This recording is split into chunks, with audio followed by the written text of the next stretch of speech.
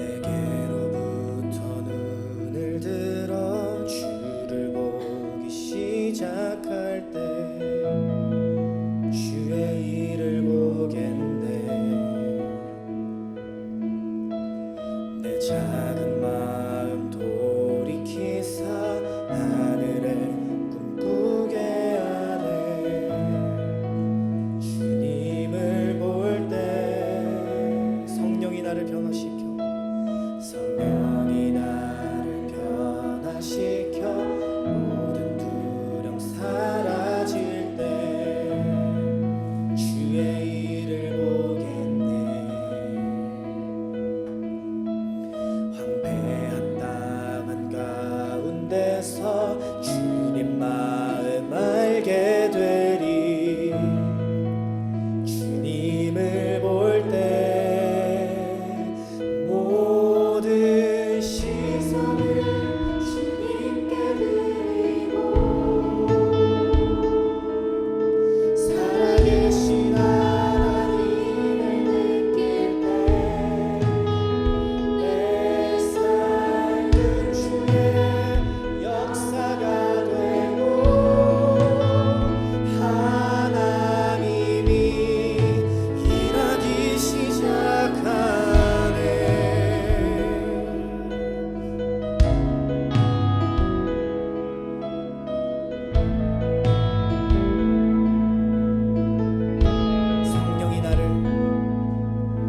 성령이 나를 변화시켜 모든 두려움 사라질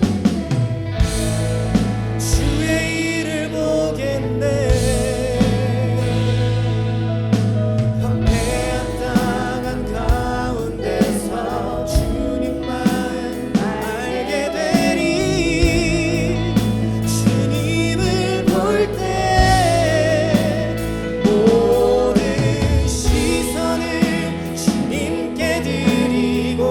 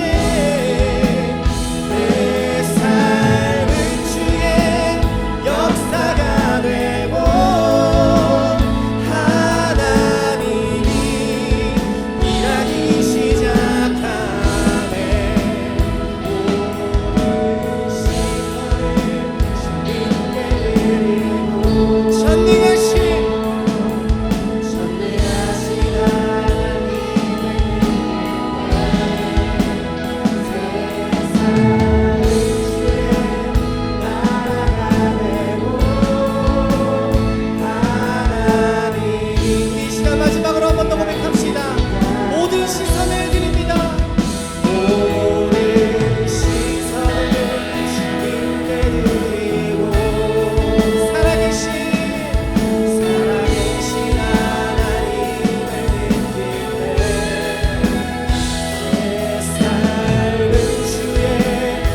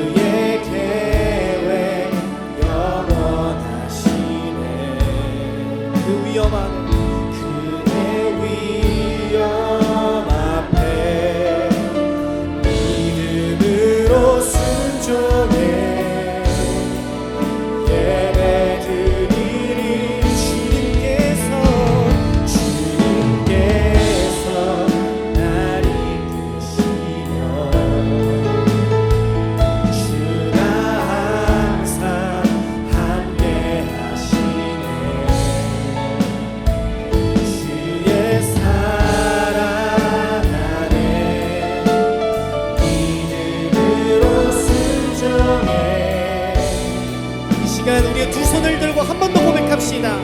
주는 나의 도우시며 주의 계획 영원하시네. 주의 위엄 앞에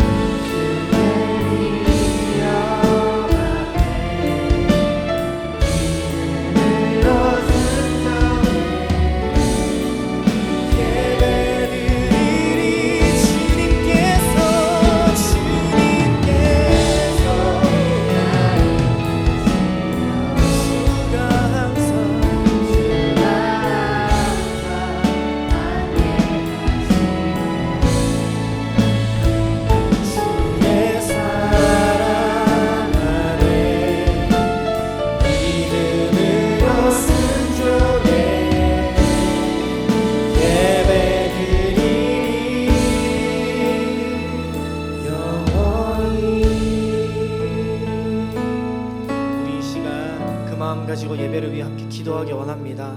함께 기도하실 때 우리가 처음에 함께 기도했던 그 기도 제목과 같이 주님 말씀에 그 말씀 앞에 순종하는 예배자 되게 하여 주시옵소서. 우리 한 명 한 명이 믿음으로 순종의 예배 드리게 하여 주시옵소서.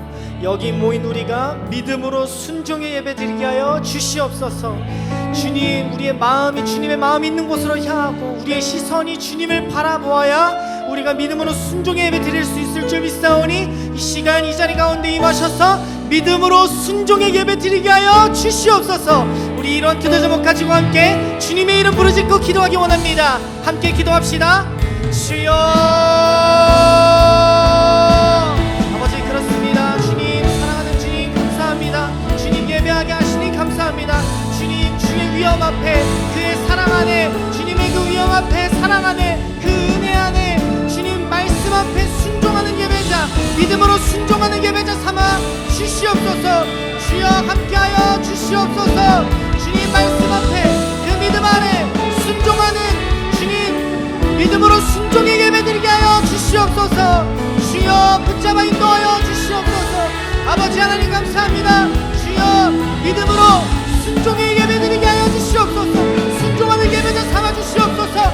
주의 위엄 앞에 엎드려지기 원합니다. 주의 사랑 안에 무너지기 원합니다. 주님, 나의 뜻, 나의 삶, 나의 맘 다 내려놓고 오직 주님 한 분께만 집중하여 아버지께 순종의 예배 드리기 원하오니 이 시간 이 자리 가운데에 우리의 마음 충만하여 주시옵소서. 주여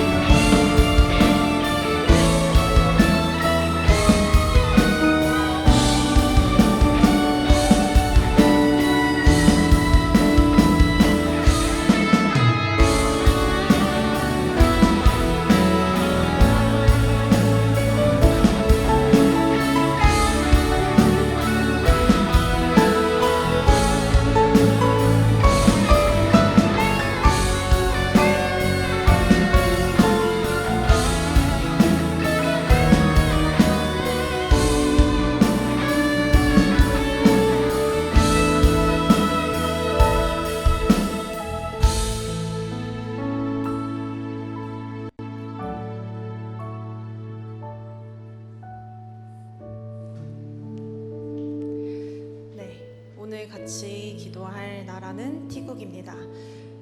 굉장히 눈부시네요, 목사님. 힘드시겠어요? 네. 예정보다 조금 더 일찍 제가 이 자리에 서게 되었는데 그 이유는 지금 태국에서 기도와 후원이 시급한 상황이 있기 때문에 특별히 스케줄을 앞당겨서 이 자리에 나오게 되었습니다. 먼저 공동체에 대해서 소개를 드리고 그리고 어떤 상황인지 그리고 여러분이 어떻게 기도해 주시고 어떻게 마음을 모아 주셔야 하는지 전달 드리고자 합니다. 네. 넘어가고 있나요? 네. 센터의 노화가 아니고 노후화인데 센터에 생명력이 있는 것처럼 노화라고 제가 오타를 생명력이 있다고 생각하시고 그 노후화된 그 센터의 공사를 위해서 여러분이 같이 기도해 주셨으면 좋겠어요. 먼저 공동체를 소개해 드리자면 티국은 이슬람 종교가 99% 이상인 나라입니다. 근데 그 종교의 기반이 공동체와 가족 중심이어서 이 이슬람 종교에서 타 종교로의 이동이 가족을 배척하고 그리고 완전히 소외당하는 그런 사회적 분위기를 가지고 있어요. 그래서 99%에서 벗어나는 1%가 되기 여러분 힘드시죠? 그렇게 힘든 신앙생활을 하고 있는 청년들이 그리고 청년 외에 많은 지체들이 있는 곳입니다. 이에 로뎀은 이게 잘 안 되네요. 넘겨주세요. 이에 로뎀은 이슬람 공동체 이상의 생명 공동체를 지향하고 있고 그리고 모든 구성원들이 그리스도인으로서 잘 뿌리내릴 수 있도록 터전과 울타리가 되려고 노력하고 있습니다. 로뎀의 중심축은 크게 4가지로 볼 수 있는데요. 다음 넘겨주시면 먼저 한국문화원을 통해서 한국어를 배우는 지체들이 교제를 시작하게 되고 그렇게 알게 된 지체들이 사랑 모임에 초대를 받습니다. 일주일에 한 번씩 줌 모임을 통해 기도 제목을 나누고 감사 제목을 나누면서 기도를 같이 하는 시간을 가지는데 완전히 예수님을 영접했다고 볼 수는 없고요. 그냥 마음에 위안을 얻는 친구들도 이 모임을 통해서 더 가까워지고 있습니다. 이렇게 가까워진 친구들이 한 번씩 공동체로 초대를 받습니다.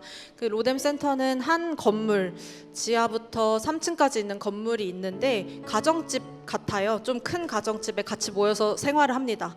그래서 사랑 모임을 통해서 가까워진 친구들이 하루 이틀 자고 가기도 하고 아예 짐 싸들고 와서 같이 살고 싶다라고 하기도 하고 그런 환경이 조금 익숙한 그런 문화입니다. 이렇게 공동체로 가까워진 지체들 중에서 예수님을 나의 주인으로 영접하고 예수님을 믿겠다 그런 삶을 살겠다라고 하는 친구들이 교회로 뿌리 내리게 됩니다. 이렇게 보면 되게 자연스럽고 편하고 많이 올 것 같은데 교회까지 와서 떠나는 지체들도 많고요. 공동체에서 교회로 넘어오는 그 간극이 되게 크기도 합니다. 그래서 더더욱 그 공동체를 잘 가꾸고 많은 이들을 초대하려고 노력하고 있습니다. 그런데 이런 그 로뎀 센터가 많이 노후되었어요. 30년에서 35년 정도 된 건물에서 지금 지내고 있는 터라 넘겨주시면 지금 잘 보이시는지 모르겠지만 필터를 끼워 놓으면 1시간 만에 이렇게 녹물 때문에 까맣게 돼요. 근데 이게 놀랍게도 그 부엌 싱크대입니다. 여기에서 막 과일도 세척하고 설거지도 하고 그러는 곳이 이렇게 되어 있어요. 여러분의 집이 이 모습이면 어떨 것 같으세요? 저 여기서 3개월 동안 살았는데요. 이걸로 양치하다가 치주염 생기고 그랬습니다. 이렇게 직접 경험해 보니까 이 집에 누구를 오라고 선뜻 초대하기가 조금 망설여지더라고요. 그래서 아무리 사랑으로 잘해줘도 자 여기서 양치해봐 하기가 조금 어려웠습니다. 이런 상황이 있고 또 넘겨주시면 화장실 문이 다 뜯어지고 밑에서는 뭐 욕조가 누수되고 이런 모습들이 있는데 이 공동체 생활이다 보니까 여러 명이서 한 화장실을 써야 되잖아요. 근데 특별히 이곳은 10명에서 15명까지 한 화장실을 쓰기도 하는 층입니다. 그래서 많이 생활에 불편함을 겪고 있는 모습이고 무엇보다도 제가 머무는 동안 제가 이곳에 같이 머물렀던 동안 그 다음 넘겨주시면 그 전기 콘센트가 터지고 뭐 방충망이 고장나고 이러는 등 정말 생활에 불편한 것들이 많이 나타나기 시작했어요. 그래서 많은 사역들로 인해서 조금 미루어 두었던 그 건물의 하자 보수를 이제 진짜 해야 될 때가 아닌가라고 생각하는 시점이 왔습니다. 다음 넘겨주시면 이거를 다 제가 자료를 준비하고 있는데 엊그저께 또 연락이 왔어요. 다은아 보일러 터졌다. 우리 보일러 없어서 겨울에 보일러 못 댈 수도 있어. 이렇게 연락을 주셨더라고요. 그래서 더 이상 미룰 수 없다. 우리의 그 공사를 위한 기도와 후원이 너무 절실하다라고 생각이 들었고 이번 겨울 이제 곧 이잖아요. 다음 달인데 그 겨울이 잘 날 수 있도록 여러분들이 잘 마음을 모아주셨으면 좋겠습니다. 다음 넘겨주시면 이 로뎀 공동체 센터가 지금도 운영되고 있지만 이 하자 보수를 통해서 공사를 새로 하고 재정비해서 또 어디로 향해 가는지 여러분들께 한번 소개해드리고 싶은데요. 먼저 생활 공간의 안정. 그 이슬람 문화권에서 크리스천으로 살아가는 것이 참 어려워요. 예배 드릴 때도 커튼 닫히고 밑에 지하에 내려가서 문을 다 잠그고 예배를 드립니다. 그런 신앙생활이 안 그래도 어려운데 그 공간의 안정까지 없으면 이분들이 어디에다 마음을 붙이고 신앙생활을 할 수 있을까 하는 그런 염려가 됩니다. 그 친구들의 그 일상 속에서 안정감, 그리고 그 안정감 가운데서 이루어지는 훈련, 그런 것들을 위해서 이 센터를 잘 다지려고 하고 있습니다. 다음 넘겨주시면 공간은 이렇게 꾸려질 예정이고, 기도 공간, 훈련 공간, 생활 공간과 기타 등등의 공간으로, 이게 막 엄청난 센터를 짓는 것 같은데, 아까 말했던 그 가정집에 방 하나씩, 여기 기도실이야, 여기는 우리 뭐 같이 훈련하는 곳이야, 이렇게 방에다가 이름 붙이는 거예요. 그래서 또 넘겨주시면, 이런 그런 운영을 통해서 기대하는 게 있다면 이 예산은 일단 공사에 총 하나로 1,000만 원 정도의 돈이 필요하고요. 개인과 교회 후원을 통해서 재정을 확보하려고 하고 있습니다. 이를 통해서 많은 지체들이 안정적으로 신앙의 성장을 가지고, 그리고 건강한 공동체를 형성하고, 더 나아가서 지역 사회에 이 안전한 크리스천의 터가 있다라고 알릴 수도 있을 것 같아요. 지금 크리스천 그 생활에 관심을 가지고 있는 지체들이 많이 있거든요. 몇 주 전에도 한국에 여행 왔던 터키 친구랑 제가 여기서 이 후암동에서 같이 예배를 드렸었는데, 그 친구는 15살 때부터 교회에 관심이 있었대요. 혼자서 예배를 드려보기도 하고, 한 달에 한 번씩 드려보기도 하고, 성경을 읽어보기도 하고. 그런데 주변 사람들이 다 무슬림이다 보니까 어디로 가야 할지, 누구한테 얘기를 해야 할지 모르는 거예요. 근데 이렇게 같이 예배를 와보고 이런 공동체를 보니까 더 마음이 깊어지고 더 관심을 가질 수 있을 것 같다라고 얘기를 해주더라고요. 그런 친구들을 초대할 수 있는 그런 것을 기대할 수 있을 것 같습니다. 다음 넘겨주시면, 이 모든 것들을 준비하면서 선교사님이 저에게 주셨던 주제 말씀은 사도행전 말씀입니다. 같이 공동체 생활을 하면서 먹고 자고 생활하고 같이 말씀을 나누고 기도하면서 더욱더 깊어지는 그 티국의 척박한 땅 속에서 뿌리 내리는 건강한 나무들이 잘 자랄 수 있도록 이 말씀 기반으로 같이 기도해 주셨으면 좋겠고, 기도도 너무 중요하지만 후원도 필요한 상황입니다. 후원 계좌를 통해서 전달해 주시는 것들, 그 건물에, 그리고 그 공동체에 쌓이는 한 걸음 한 걸음이라고 생각하시고 함께 도와주시면 좋겠습니다.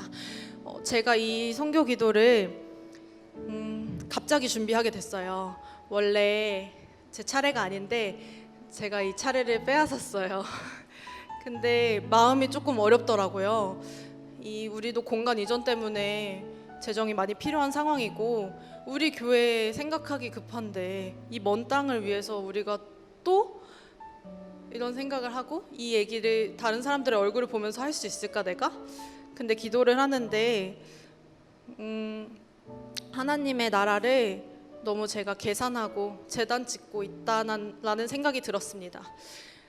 그런 생각을 하면서 지지난주인가 어떤 친구를 만나서 처음 이야기를 하게 되었는데, 그 친구는 청소년 상담에 관심을 가지고 자기의 삶이 그쪽으로 나아가고 있대요. 근데 저는 그 간단한 이야기를 듣고 너무 놀란 거예요. 저는 청소년 상담을 한 번도 생각해 본 적이 없거든요.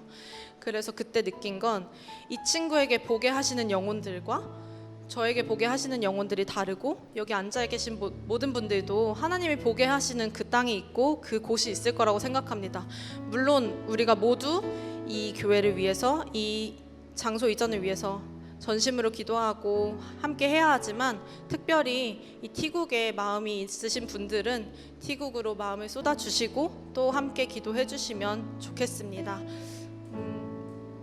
마지막으로 기도 제목을 나누려고 합니다. 지금 긴급한 후원 상황이어서 여러분들 관심이 많이 필요한 상황이고요. 후원을 하지 못하시더라도 여러분, 내가 후원 안 하면 어떻게 되는 거 아니야? 아닙니다. 하나님이 해주실 거라고 믿습니다. 같이 기도하면서 마음을 더해 주시면 좋겠습니다. 기도 제목 나누겠습니다. 로뎀 공동체가 이슬람 문화권에서 단단하게 뿌리 내리고 성장할 수 있도록, 그리고 그 환경의 열악함으로 지금 아까 보여드렸던 그 상황에서 다들 살고 있어요. 지금도 오늘도 양치하고 있고, 오늘도 라이터 켜가지고 이렇게 가스레인지 불 켜고 있고 하고 있는데, 신앙 훈련이나 영적 집중에는 방해를 받지 않도록 같이 기도해 주셨으면 좋겠습니다. 그리고 이 공사와 재정 마련 모든 과정 가운데 하나님께서 동행하고 계시다는 것을 모든 지체들이 깊이 경험하고 깊이 느낄 수 있도록 같이 기도해 주셨으면 좋겠습니다. 함께 기도하겠습니다.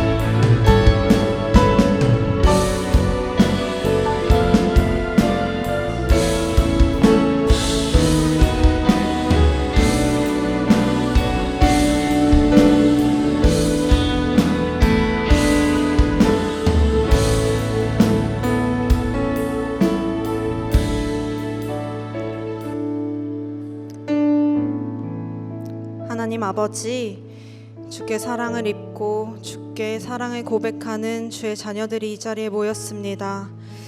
하나님을 아버지라 부를 수 있게 해주시고 너른 품에 안기라 말씀하심에 감사드립니다. 매일 아버지와 동행하며 살아가면 좋겠지만 우리의 시선은 헛된 곳을 향하고 있을 때가 너무나도 많습니다. 승리를 약속하신 하나님의 방법을 제쳐두고 그럴듯한 세상의 지혜를 쫓아가거나 마음의 중심을 보시는 하나님 앞에서 사람의 눈치를 살필 때가 얼마나 많은지요. 사소한 것에도 틀리기 싫어하는 우리인데 매일 마주하는 모습은 오답투성이입니다. 이런 어리석음과 연약함을 용서해 주시고 다시 일어나라 손 내밀어 주시옵소서. 주님만이 유일한 정답이시오니 하늘을 향해 눈을 들겠습니다.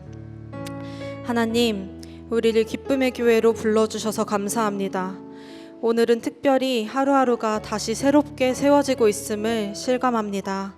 걱정이 앞서기도 하고 막막한 순간도 있지만 허허벌판 같은 땅 위에 서게 하시는 이유는 하나님께서 친히 열매 맺으시는 것을 보기 위함인 줄 믿습니다.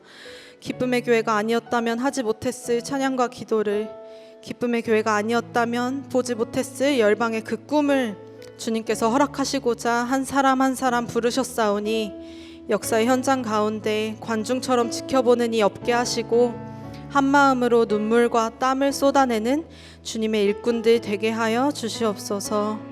지금 이 순간에도 전쟁과 기근으로 아파하는 땅이 있습니다. 죄악으로 물든 몸과 마음에 피를 흘리는 사람들이 있습니다. 하나님이 어디에 계신지 질문하게 되는 상황 속에서도 언제나 기도의 끝에는 주님의 선하심과 신실하심을 향한 찬양이 있길 간절히 소망합니다. 하나님 선하시고 인자하심 끝이 없으십니다. 지혜의 손길로 고통을 안으시고 참 평안을 허락해 주시옵소서. 주의 자녀를 지명하여 부르신 하나님, 주님의 마음이 있는 그곳, 주님의 눈물이 고인 그 땅을 위해 삶을 내던진 사람들이 있습니다. 평생의 열심이 헛된 것처럼 보이는 어떤 날에도 낙심하지 않고 소망을 선택하는 주의 자녀들을 위해 기도합니다. 사나 죽으나 나는 주의 것이라고 결단한 마음들 위에 생명의 양식을 넘치게 부어주시기 바랍니다. 표대를 향하여 나아가는 걸음이 외롭지 않도록 성령의 동행하심을 자주 비춰주시고 지나온 길과 나아갈 길 모두 오직 은혜뿐이라고 기쁘게 고백하는 삶 되게 하여 주시옵소서. 다시 말씀 앞에 섭니다. 일주일에 한 번 잠시 머물렀다 가는 시간이 아니라 일주일 동안 기다려온 시간입니다. 나의 눈에 아름다운 것만 골라 담기보다 하나님이 보게 하시는 진정한 진리를 알아가는 교회 되도록 말씀 전하시는 목사님과 듣는 성도들 모두의 마음을 만져 주시옵소서. 우리에게 생명이신 주님이 필요합니다. 비교할 수 없는 은혜로 채워주실 것을 기대합니다. 모든 것에 감사드리며 먼저 참 사랑을 보이신 예수님 이름으로 기도드렸습니다. 아멘.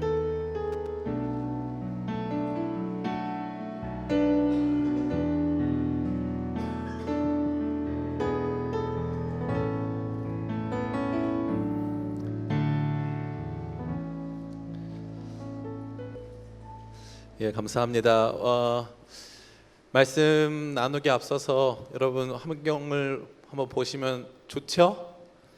네, 우리 청소 2주 연속 진행하고 있는데 청소로 또 함께 해주고 수고해준 우리 지체들에게 감사의 박수 했으면 좋겠어요. 아직 공사가 다 끝난 건 아니고 이제 또 조명, 그다음에 또 뒤에 이제 화면 또 이런 여러 공사들이 좀 남아 있고 2층 공사도 또 남아 있습니다. 또 카페들에 또 만들어야 되기 때문에 지속적으로 기도해 주시고 마음으로 함께 해 주시면 좋겠습니다. 좀 이따가 또 축하하겠지만 오늘 또 생일이 3명이나 됩니다. 박수로 좀 우리 축하했으면 좋겠어요. 네. 하나님 은혜 가운데 다시 태어나는 주일 되시기를 축복합니다. 말씀 또 나누기 앞서서 제가 오늘 우리 선교기도 나눠줬는데 선교기도라고 하는 프로그램은 아마 전국 교회에서 기쁨의 교회에만 할 거예요. 매주 하니까요. 매주 우리가 단순히 선교지 외부에서 가끔 선교지를 돌아보는 선교회 참여자 또 선교회 어떻게 보면은 이 끼어져 있는 그런 부수적 존재가 아니라 우리 교회가 함께 선교 역할을 감당하고 있는 주체적인 존재다라는 것을 표방하면서 선교 기도를 시작한 지가 제 기억으로는 9년 정도 됐습니다. 9년 정도. 근데 오늘 제가 선교 기도를 들으면서 그 생각했어요. 9년 만에 처음 선교 기도다운 기도가 나왔다. 그 말은 왠지 아세요? 다른 국가가 잘못돼서 아니에요. 제가 오늘 최대한 자매가 선교 기도하는 거 보면서 이 선교 기도는 선교사님을 도와달라는 기도가 아니라 최다은 자매가 자기를 도와달라는 기도였어요. 그래서 T국과 자기는 떨어져 있지가 않은 거예요. 거기 어렵대요가 아니라 여러분 지금 우리 좀 도와주세요를 한 거거든요. 저는 이런 선교 기도를 9년 만에 처음 만난 것 같고 제가 꿈꿨던 선교 기도가 바로 이거예요. 주님 우리 좀 도와주세요. 성도님들 우리 좀 도와주세요. 같이 기도해 주세요. 지금 우리가 섬기고 있는 이 땅에 이런 문제가 발생했어요. 제가 시키지도 않았고 심지어 저는 저 문건을 받았는데 여러분에게 부담을 드릴까 봐 발표할 수가 없었어요. 근데 최다은 자매가 먼저 연락 와서 목사님 급합니다. 이거 제가 먼저 해야 돼요. 저 이거 빨리 해야 됩니다. 라고 저한테 요청해서 다른 선교팀과 조율해가지고 발표한 거예요. 왜 급했을까요? 왜 중요했을까요? 더 이상 이 문제는 다른 사람의 문제가 아니라 나의 문제이기 때문에 그래요. 우리 기쁨의 교회 1성도 1선교예요. 여러분 누구도 이 선교에서 배제된 사람 한 명도 없습니다. 그럼 여러분에게 시급하고 중요한 선교적 기도의 제목이 있습니까? 우리 기쁨의 교회가 표상하는 가치는 그거예요. 나중에 어느 일본에 문제가 생겼다, 뭐 영국에 문제가 생겼다, 목사님 큰일 났습니다. 우리 기도해야 됩니다. 이 내용을 전체 교회 성도들에게 발표할 수 있도록 허락해 주세요. 이러한 정도로 치열하게 우리 국가를 위해서 내가 섬기는 우리 팀을 위해서 여러분들이 정말 기도할 수 있고 마음 쏟을 수 있는 그런 마음 있기를 간절히 바랍니다. 제가 안타깝지만 지난 9년 동안 선교기도 순서 때문에 싸워본 적이 한 번도 없어요. 그냥 선교기도를 가급적 안 하고자 가급적 그 텀을 길게 하고자 했던 거예요. 근데 이번에 지금 난리 났어요. 조정하느라고 어떻게 밤에도 갑자기 또 들어와가지고 또 누구 또 바꿔줘야 된다고 급하다고 그래서 또 막 들어오고 나가고 지금 난리가 났습니다. 하나님께서 기쁨의 교회를 성장시키시고 이와 같이 이끄셔서 좋은 공간으로 인도하심은 우리끼리 행복하게 잘 생활하라고 하신 것이 아닌 줄 믿습니다. 아까 다은 자매가 말했잖아요. 담임 목사로서 지금 위에 공사 비용이 한 푼도 없어가지고 위에는 지금 다 비워놨어요. 여러분 나중에 꼭 예배 끝나고 2층도 한번 보고 가세요. 거기 다 비워졌고 거기 카페 공사해야 되는데 카페 집기를 살 돈도 없어요. 아무것도 없단 말이에요. 그럼 담임 목사 나와서 뭐라고 해야 돼요? 여러분 지금 튀르키가 급한 게 아니에요. 부르이웃이 튀르키가 아닙니다. 우리가 부르이웃이에요. 이거 해야 될 거 아니에요. 저 그럴 마음 1도 없어요. 지금 급한 건 티국이에요. 우리는 하나님께서 채워주실 줄 믿습니다. 급한 건 티국이에요. 여러분 티국의 마음 모아주세요. 함께 해주세요. 하나님 일하시는 거 보자고요. 진짜 우리가 기도하고 우리가 더 옳은 일을 했을 때 하나님께서 어떻게 역사하시는지를 보는 거, 그게 여러분 인생의 그 무엇보다 중요한 줄 믿습니다. 예배 한번 잘 드리는 것보다 더 중요한 건 하나님이 우리를 통해서 역사하시는가를 확인하는 거예요. 아멘. 감사합니다. 특별히 우리 보니까 제가 설교 때 많은 분들이 졸고 그래가지고 오늘 좀 졸음퇴치용 모기를 좀 풀어놨어요. 중간중간 말씀 듣다 졸다 보면 이게 막 물려가지고 굉장히 막 지금 고통스럽고 이럴 수 있거든요. 그래서 여러분 긴장하라고. 얼마나 좋습니까? 예배당도 바꾼 기념으로 긴장스러운 그런 예배가 됐으면 좋겠고, 이번에 좀 우리 티국의 마음으로 함께 해주시고 또 우리 교회에서 같이 기도하고 또 기대와 소망이 있으면 좋겠어요. 특별히 오늘 포토데이입니다. 포토데이. 여러분 핸드폰 좀 꺼내보세요. 지금 다 꺼내셔서 같이 좀 셀카 한번 찍어보겠습니다. 셀카 찍으면서 새 예배당 새 은혜 이렇게 해가지고 한번 찍어보겠습니다. 하나 둘 셋 찰칵. 네, 찍고 새 예배당 새 은혜 좀 찍어주세요. 여러분도 한번 찍을게요. 제가 이렇게 많이 어머 이렇게 많이 왔어. 네, 감사합니다. 그래서 여러분 카톡에도 올려주시고 인스타에도 올려주시고 해가지고 상품권도 많이 받으시고, 우리끼리 좋으려고 하는 일이 아니잖아요. 그래서 더 많은 청년들, 여러분 어저께 보셨는지 모르겠는데 어저께 여기 이 남영동 사거리에서 신천지 친구들 한 100명이 전도하더라고요. 여기서 100명이. 예. 우리는 뭐 하고 있죠? 우리 지금 나가서 전도하면 우리가 이길 수 있어요. 아멘. 믿음 없어? 가빠 없어? 운동 안 해? 나가면 이길 수 있는 줄 믿습니다. 예, 여러분이 저기 나가려면은 사실 굉장한 담력이 필요해요. 그렇기 때문에 정말 마음부터 달리 먹어야 돼. 우리끼리 예배 잘 드리고 행복하고 재밌고 그런 신앙생활 할 거면 여기 계시지 마세요. 여기보다 더 좋은 데 많아. 그런 정도로 믿을 거면 여기 있을 필요가 하나도 없어요. 우리는 열방을 향한 하나님의 비밀병기고요. 우리 교회의 부흥을 통해서 수많은 청년들이 돌아올 줄 믿습니다. 그 복된 기대와 꿈과 소망을 가지고 나가는 것이지, 사소하게 우리끼리 뭐 이렇게 저렇게 마음 상하고 뭐 됐네 안 됐네 뭐 좋네 안 좋네 이딴 얘기 하려고 여기 우리 모인 거 아닌 줄 믿습니다. 그러려면 딴 교회 가세요. 그리고 특별히 여기서 남친 여친 만나고 있다, 여기서 헤어져도 우리 교회 나온다 안 나온다? 따라해 볼까요? 헤어져도 주님과 헤어진 게 아닌 이상 나는 여기 남겠다. 그런 마음을 가지고 여러분 정말 신앙생활 해야 돼요. 약해 빠진 마음으로 절대 신앙생활 할 수 없습니다. 그래서 여러분 그런 마음 가지고 새로운 마음으로 여기서 신앙생활하고, 우리 교회도 그 가치, 우리가 여기 왜 있느냐, 선교하려고 여기 있는 것이고, 우리 청년들 여기서 훈련받고 정말 열방을 우리의 기업으로 삼고 진짜 움직이는 그런 청년부 만들려고 여기 있는 것이니까 그런 마음으로 함께 하시기 간절히 바랍니다. 하나님 말씀 같이 보겠습니다. 여호수아 8장 1에서 29절까지 말씀.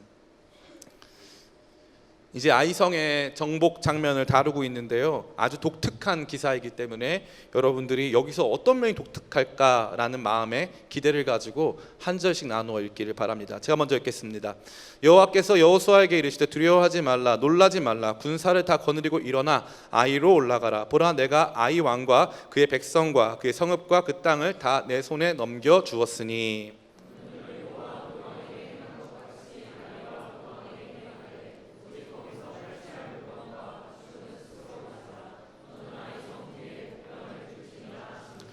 이에 여호수아가 일어나서 군사와 함께 아이로 올라가려 하여 용사 3만 명을 뽑아 밤에 보내며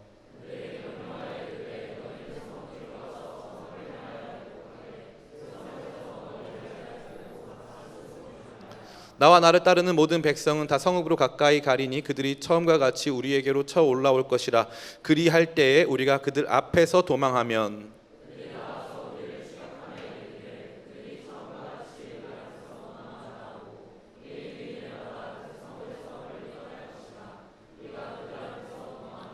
너희는 매복한 곳에서 일어나 그 성읍을 점령하라. 너희 하나님 여호와께서 그 성읍을 너희 손에 주시리라.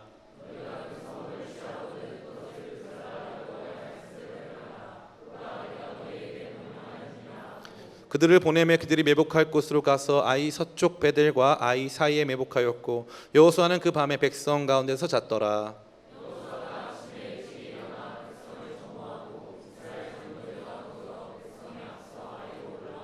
그와 함께한 군사가 다 올라가서 그 성읍 앞에 가까이 이르러 아이 북쪽에 진치니 그와 아이 사이에는 한 골짜기가 있더라.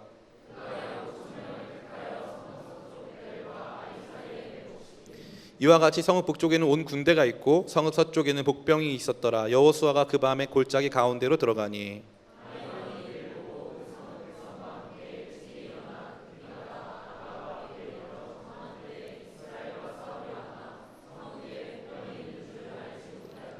여호수아와 온 이스라엘이 그들 앞에서 거짓으로 패한 척하여 광야길로 도망하매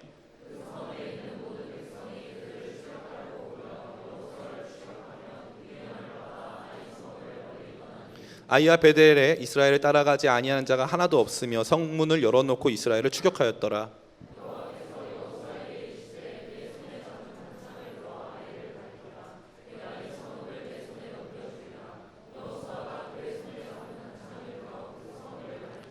그의 손을 드는 순간에 복병이 그들의 자리에서 급히 일어나 성읍으로 달려 들어가서 점령하고 곧 성읍에 불을 놓았더라.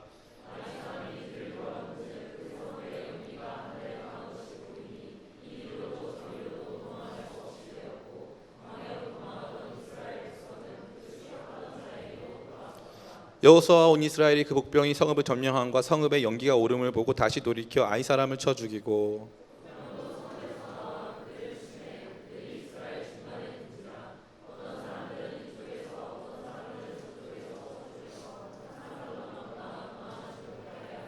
아이 왕을 사로잡아 여호수아 앞으로 끌어왔더라.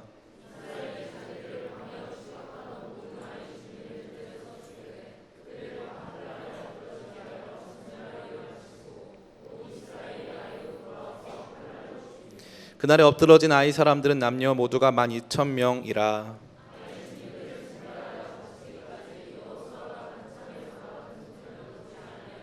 오직 그 성읍의 가축과 노력한 것은 여호와께서 여호수아에게 명령하신 대로 이스라엘이 탈취하였더라.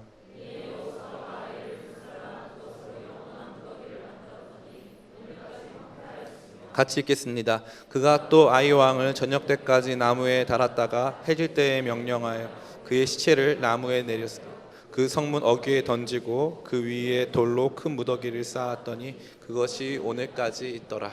아멘. 오늘 우리가 읽은 이 말씀은 아이성의 점령 사건을 다루어주고 있습니다.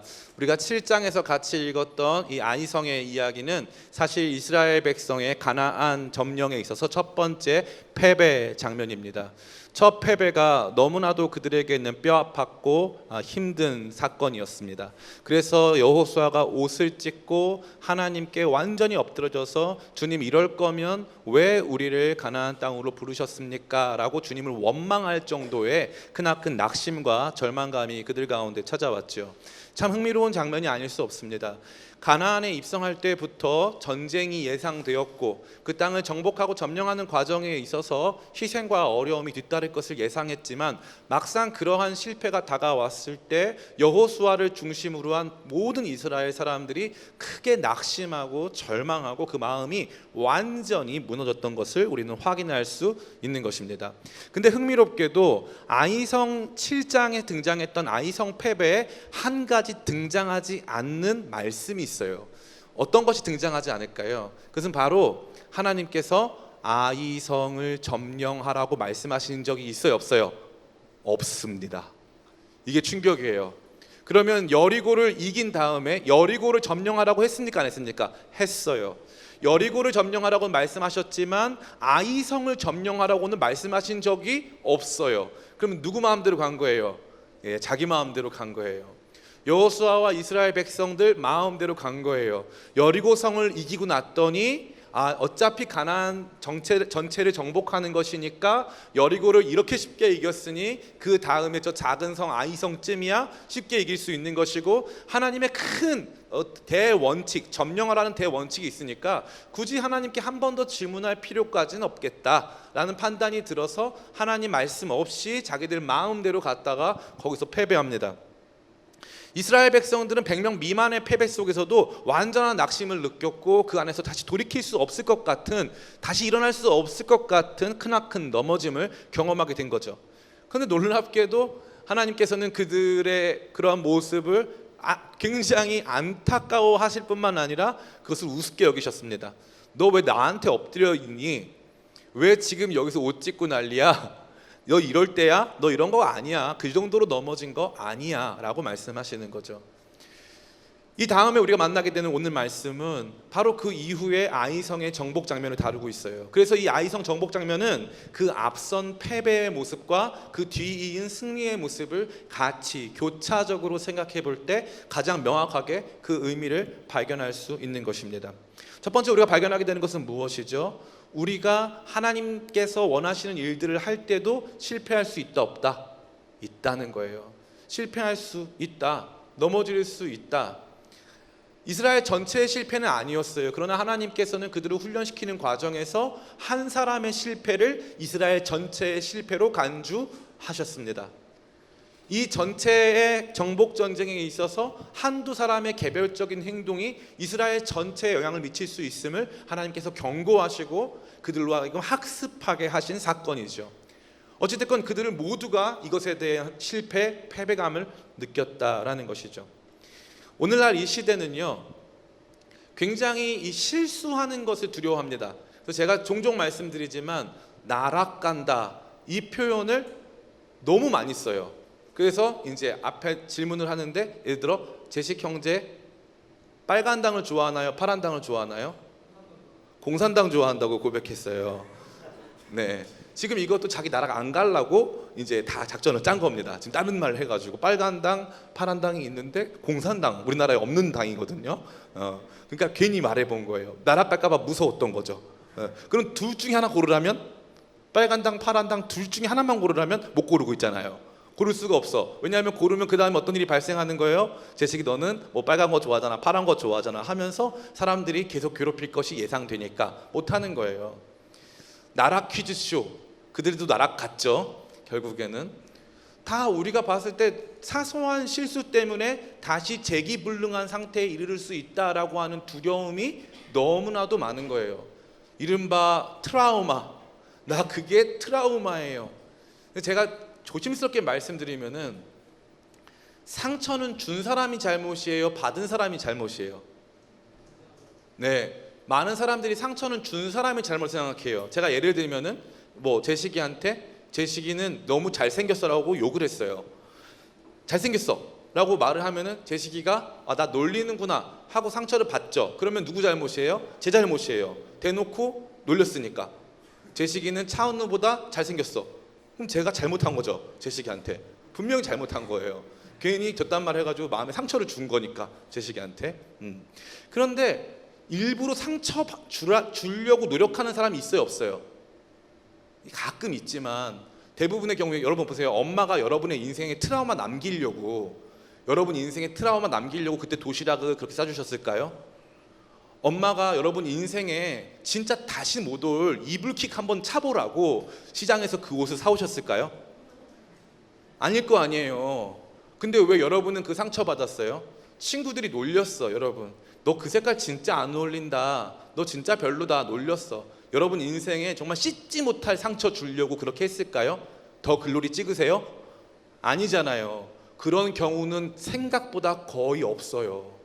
여러분이 마주대하는 상처와 실패의 대부분은 의도적이지 않은 사건이고 의도하지 않았던 일들에 불과한 거예요. 그러면 상처 받은 사람이 문제예요? 상처 준 사람이 문제예요? 예, 둘 다 큰 문제 없어요. 그러면 거기서 뭐가 문제예요? 상처를 주고받는 일들은 일상적으로 빈번하게 발생하는 거예요. 그럼 그때 뭐가 문제인 줄 알아요? 예를 들면 이거예요. 자동차를 운행을 하는데 보험을 왜 들어요? 사고 날까봐 들죠. 그러면 보험 들고 나면 사고 안 나요? 사고 나죠. 사고 나면 어떻게 하면 돼요? 보험 처리하면 되잖아요. 그럼 다시 고쳐지잖아요. 그죠? 다시 고쳐져요. 다시 회복됩니다. 괜찮아요. 일어날 수 있단 말이에요. 많은 사람들이 신앙생활하다가 저 교회에 상처받았어. 그럼 교회가 누군데요? 여러분, 기쁨의 교회에 어떤 상처를 받아보신 적이 있나요? 기쁨의 교회에 특정한 한 사람, 담임 목사가 줬을 수도 있고 뭐 김지현 목사님이 줬을 수도 있지만, 그럼 교회가 준 거예요? 그 사람이 준 거예요? 그 사람이 준 거죠. 우리는 자꾸 우리가 받은 상처를 확대해요. 제가 말씀드렸죠. 아이성에서의 실패는요, 하나님이 잘못한 거예요? 이스라엘이 잘못한 거예요? 말하기 싫어요? 하나님이 잘못한 거예요? 이스라엘 잘못한 거예요? 100% 이스라엘 잘못한 거예요. 뭐 잘못했어요? 하나님이 싸우라고 한 적도 없어요. 그죠? 너희는 가서 아이성을 취하라고 말씀하신 적이 없다니까요. 지금 그들 안에는 그 문제가 있었기 때문에 이 문제를 짚고 넘어가야 되는데, 그들은 지금 그 문제를 짚고 넘어갈 마음이 없어요. 혹시 여리고에서 물건 가져오신 분 조사해가지고 이거 물건 가져오시면 안 돼요, 빨리 태우세요, 해야 되는데 그런 거 할 마음 없단 말이에요. 지금은 승리에 도취돼서 빠르게 승리를 쟁취할 마음밖에 그들에게는 주어지지 않았단 말이죠. 이건 그들의 잘못이에요. 그리고 나서 어떻게 했죠? 그리고 나서 아이성을 봤더니 아이성은 너무 작은 성이어서 한 3,000명 올라가면 됩니다 라고 생각했어요. 거기 가가지고 엄청 깨졌죠. 몇 명 죽었어요? 40명 정도 죽었어요. 40명. 많이 죽지도 않았어요. 40명 정도 죽었어요. 목사님 40명 생명, 그러지 말고 그런 얘기 하지 말고, 전쟁의 규모에 비해서는 희생이 그렇게 크지 않았다는 말이에요. 그런데 난리가 난 거예요. 왜 하나님이 우리를 여기를 보내셔서 이런 문제를 발생시키시고 우리를 어렵게 만들고 힘들게 만드셔서 왜 우리를 다 죽이시려고 여기 데려왔느냐. 자기의 고통을 부풀리고요, 자기가 경험한 실패를 부풀려서 철저히 자기 자신을 피해자로 만들려고 하는 거예요. 이 본능이 너무 강해요. 객관적인 상황을 평가해서 우리 자신이 지금 어떤 위치에 있는가, 어떤 상황에 놓여 있는가가 아니에요. 끊임없이 누군가를 가해자로 만들고 끊임없이 누군가를 피해자로 만들려고 하는 본성이 우리 가운데 작용하고 있다는 거예요. 신앙생활도 똑같아요. 여러분, 제가 만약에 여러분 교회 안 오면은 여러분 전화를 걸어요. 전화를 걸어서 뭐 제시기가 상처 안 받으니까 제가 편하게 하는 거예요. 상처 받을 건가요? 상처는 주는 사람 문제예요, 받는 사람 문제예요? 받는 사람 문제니까요. 네. 그래서 편하니까 이제 제시기가 교회를 안 왔어요. 제가 전화해가지고, 야 제시가 너 교회 왜 안 왔어? 저 오늘 여친 만났어요. 그러면은 너 여친 만나고 교회 안 오면 지옥 가라고 말해주면 상처를 받아야 돼요, 안 받아야 돼요? 제시기가 상처 받아야 돼, 안 받아야 돼? 제가 그렇게 말한 적이 있을까 없을까? 없어요. 사실 그런 상황에서는 상처를 받아야 되고 제가 상처를 준 사람이 맞잖아요. 그런 상황에서는 받아야죠.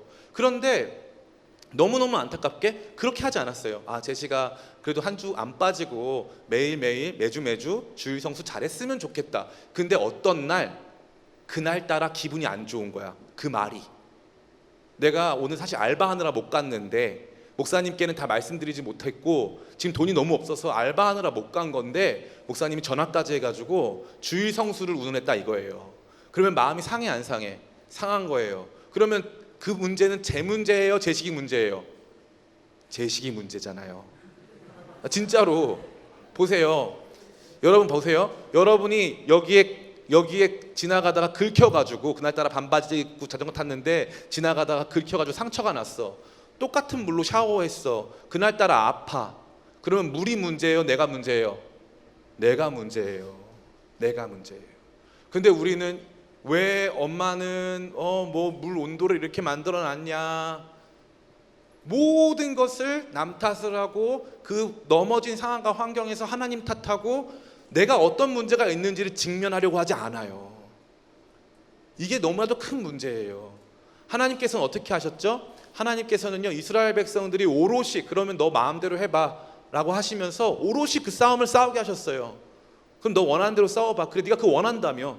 그래 네가 아이성을 그렇게 평가했지. 아이성은 3,000명만 있어도 공격 가능하다고 했잖아. 한번 해봐. 하나님이 내버려 두시는 거예요. 이 하나님의 내버려 두심이 참 무서워요. 은혜의 손을 걷어가시면, 따라해볼까요? 우리는 은혜 위에 살고 있습니다. 우리는 예상할 수 없지만 은혜 속에 살고 있어요. 우리 중에 실력대로 사는 사람 한 명도 없어요. 다 은혜 위에 살고 있는 거예요. 근데 하나님이 그 은혜의 손을 딱 걷어가시죠. 난장판이 일어납니다. 주님 왜 저한테 이 고생을 주시고 이 고난을 주시고 연단을 주십니까? 소리를 지르는 거죠. 이것을 믿음의 미성숙이라고 해요. 믿음의 미성숙. 내가 당한 상처는 크고 세상 사람들은 나를 향한 가해자고 나만이 오롯이 피해자이고 나만 어려움을 당한다. 내게 있는 문제만이 엄청 큰 문제다. 내가 당한 일들만 내 삶만 너무 독특했다라고 믿는 것이죠. 근데 하나님은 어떻게 하세요? 그러한 이스라엘을 성장시키세요. 자, 이제부터 그 실패 위에 다시 하나님께서 이스라엘을 성장시키는 과정이 오늘 등장하고 있습니다.